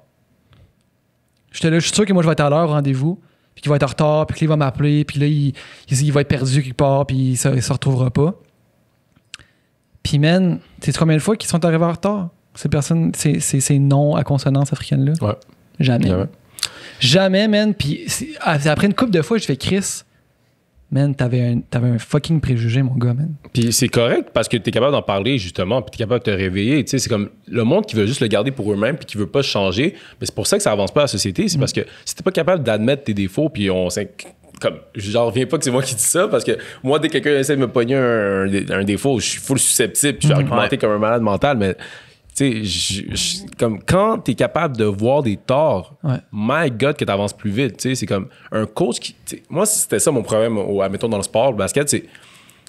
J'étais full talentueux, mais je voyais tout le temps les choses que les coachs me disaient comme des attaques personnelles. Fait que je les écoutais pas tant que ça, puis j'aurais pu m'améliorer tellement mieux, tu sais. Puis je suis content d'avoir eu cette réalisation-là, on va dire, à 22 ans, puis que comme ça, je peux l'appliquer dans le reste de ma vie, tu sais. Fait que c'est pour ça que les gens, que chaque fois que quelqu'un te regarde regarde dans les yeux puis dit ben ça, qu'est-ce que tu fais, t'as tort, t'es raciste, pose-toi les vraies questions, tu sais. Puis en même temps, ton préjugé, je peux le comprendre, tu sais, les Africains, je vais pas te mentir, on est en retard, là, c'est comme, je vais pas te mentir, bro, la vie est chill, la vie est relax, il y a moins de stress, tu sais, c'est de penser de comme tout de suite maintenant, le faire là, c'est vraiment plus une pensée, on va dire, occidentale.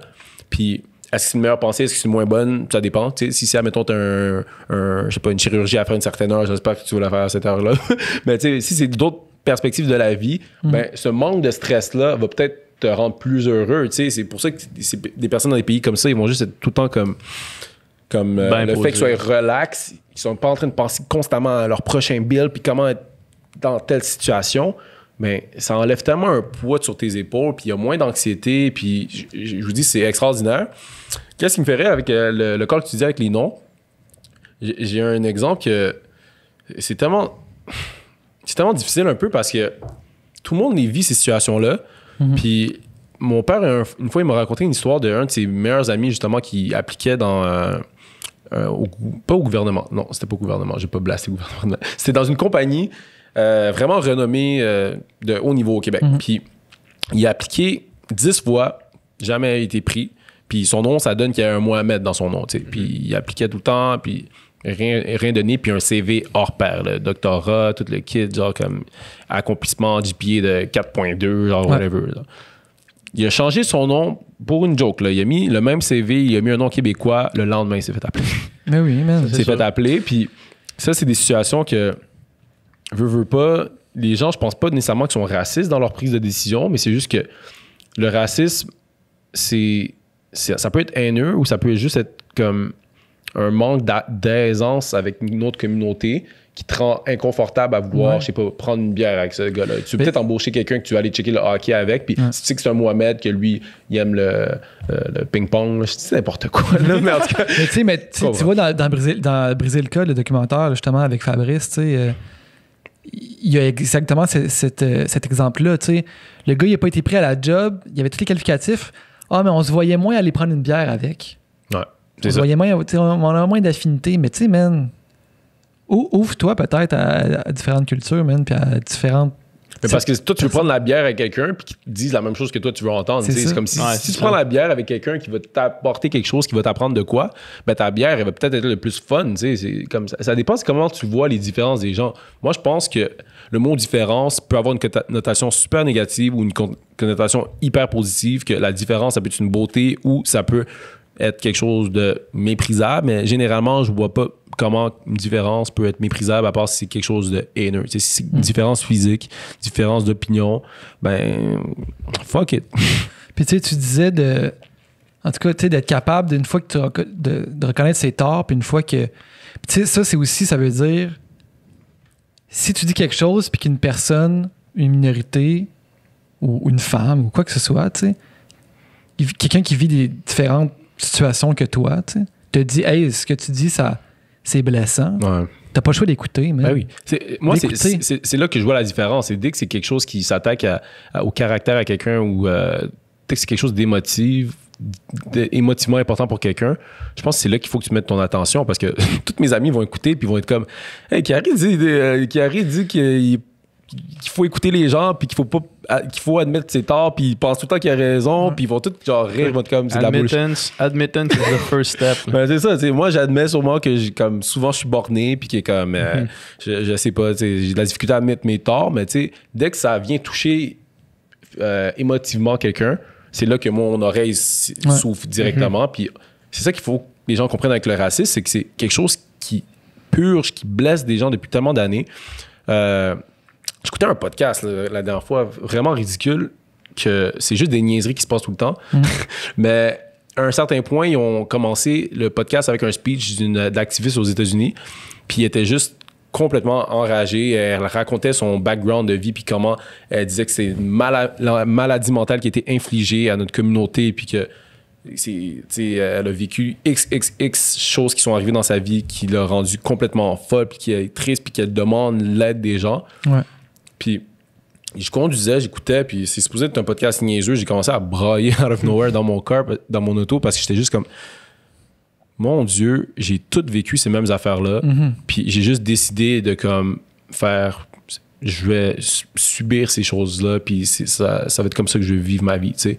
Mais comme comprendre qu'il y a des personnes que ça vient les chercher, ça vient les blesser, puis que ça peut être tellement comme dur psychologiquement, ben il faut que tu ouvres ton oreille à un certain point, puis que tu te dises, OK, ben si je suis blessant pour quelqu'un, comment je peux m'améliorer? T'sais? Comme si tu vis dans un monde où tu vas juste blesser tout le monde, puis que tu es sans remords de le faire, ben good luck de te faire apprécier généralement, tu sais, puis en tout cas. Moi, c'est juste ça que je demanderais aux gens, c'est juste d'ouvrir leurs oreilles, puis être prêt des fois à attendre des affaires qui vont pas être d'accord, puis que s'ils ont une bonne rhétorique, s'ils ont un bon argument, les gens peuvent l'écouter. Puis de mon côté, à ma communauté aussi, je leur dirais, si tu veux avoir un dialogue, si tu veux aller chercher l'appui de quelqu'un, essaie de le faire par la compassion, par l'empathie, et essaie pas de le faire avec les attaques, parce que c'est là que les gens vont peut-être être capables de justement t'aider par culpabilité sur l'instant, fait qu'ils vont faire quelque chose pour t'aider pendant 30 minutes, mais que dans 2 mois, ils vont juste être encore une petite cicatrice, ils vont être comme « Oh my God, cette personne-là, à ce moment-là, m'a dit telle affaire, puis je me sentais pas bien. » Puis ça m'a fait chier. Puis dès qu'ils vont avoir une occasion justement de se venger, ben ils vont être contents, tu sais. Mais si tu viens chercher d'une place vraiment empathique, puis vraiment être comme « Mon ami, j'ai besoin de ton aide, s'il te plaît, aide-moi », ça va être vraiment mieux que genre « Christ, t'es raciste ». Ouais, c'est ça. Mais tu le disais, ça passe par l'éducation plus que l'attaque. C'est pour ça que j'ai un respect, mettons, toi, pour quelqu'un qui t'écrit en privé, puis qui te dit « Hey, t'as écrit ça, puis je pense pas que ça a raison d'être, puis voici les raisons », plutôt que la personne t'aurait exposé publiquement, il aurait fait un post public, dire PH c'est un si, est un grossophobe, voici la preuve pour quelque chose que tu as fait dans le passé, tu sais. Parce que premièrement, justement, comme on disait tantôt, il n'est jamais trop tard pour apprendre. Je pourrais probablement pas me présenter en politique.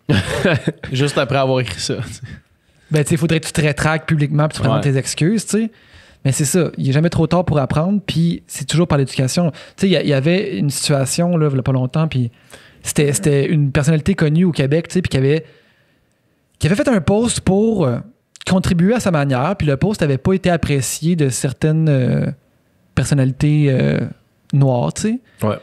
Puis là, il y avait eu un échange en message privé, tu sais.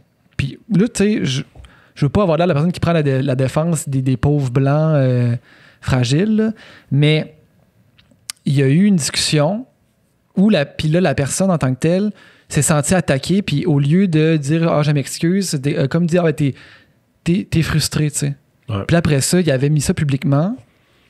Je défends pas les propos de la personne, mais j'ai quand même un certain malaise avec le fait de mettre ça publiquement parce que la personne va peut-être s'en rendre compte qu'elle a fuck up, tu sais. Puis... En tout cas, je sais pas, toi, c'est quoi ton opinion là-dessus? Moi, je dirais tout le temps, n'importe quand que tu te fais attaquer pour quelqu'un qui est blessé par rapport à une situation, puis qui voudrait que tu dises quelque chose à sa façon, même si t'es pas d'accord, il faut pas que ça t'enrage comme premier réflexe, parce qu'il faut juste que tu te dises, est-ce que la souffrance que la personne vit est plus importante que mon confort du moment, tu sais? Fait que si quelqu'un... Puis, by the way, Jessie, elle avait mis un post comme ça récemment qui parlait de toutes les personnes qui étaient offusquées, qui se faisaient attaquer de tous bords parce qu'ils avaient fait un post qui n'était pas représentatif de vraiment comment changer la situation. Puis comme là, j'avais été fier d'une réaction parce que c'était juste comme Chris, elle pense de la bonne façon parce que arrête de penser à ta petite personne du moment qui se fait blesser parce que t'as pas parlé de la bonne façon. On s'entend, les plus grandes victimes de ça, c'est pas les pauvres influenceurs blancs c'est pas eux autres les victimes. C'est pas la personne qui run une business à moi, les seuls exactement. La seule fois que j'ai été vraiment offusqué par des personnes qui ont essayé de genre contribuer mais que comme ça n'a pas fonctionné, c'est quand quelqu'un il a fait un post puis elle s'est fait blaster puis après elle est venue me voir dans mes DM puis elle est venue me dire moi ça me tente plus d'en faire là, le monde sont frustrés puis si je peux pas dire quelque chose, ils vont tout le temps chialer, ça va jamais être parfait. Puis là j'étais juste comme tes intentions sont pas à la bonne place malheureusement, tu sais. Puis c'est juste là que j'étais comme ça me tente plus vraiment de t'aider là, parce que comme ton premier réflexe devrait être comme OK où j'ai fuck up, exact. Wow. Ouais. Facile de même. Merci man. Hey, ça fait plaisir guys. Nous jaser. Hey, ça m'a vraiment fait plaisir d'être venu pour vrai. J'adore ce que vous faites, ça m'inspire full, pour vrai, ça me donne la motivation justement à plus me donner dans l'univers des podcasts, puis moi je vois ça juste comme personnellement un hobby, puis si tu vas voir, tu peux en vivre de ça. T'en sors grandi. T'en sors enrichi, man, tu vas... Tu sais, Nicole, là, quand on l'a rencontré, man, il était moron en crise. Il est devenu un homme, non, c'est pas vrai. Hey, mais mettons comme mot de la fin, là, est-ce que tu sens que... Est-ce que le mouvement en ce moment, voyons, comment formuler la phrase? T'es-tu excité par, puis ça donne-tu espoir ou tu dis... Parce que là, en ce moment, on le sent déjà un certain ralentissement, c'est normal, je veux dire, ça pourra pas rester à tous les jours, tout le monde parle que de ça pour l'éternité. Est-ce que tu penses que ça va avoir des effets profonds sur le long terme? Je suis très fier de... mes frères caucasiens en ce moment pour de vrai, parce que je trouve que peu importe la durée du mouvement, je pense qu'il y a eu un déclic de compréhension. Que maintenant, si quelqu'un apporte une situation raciste, ils vont se rappeler de ce moment-là dans l'histoire, puis ils vont tout le temps être comme, est-ce que c'est vrai?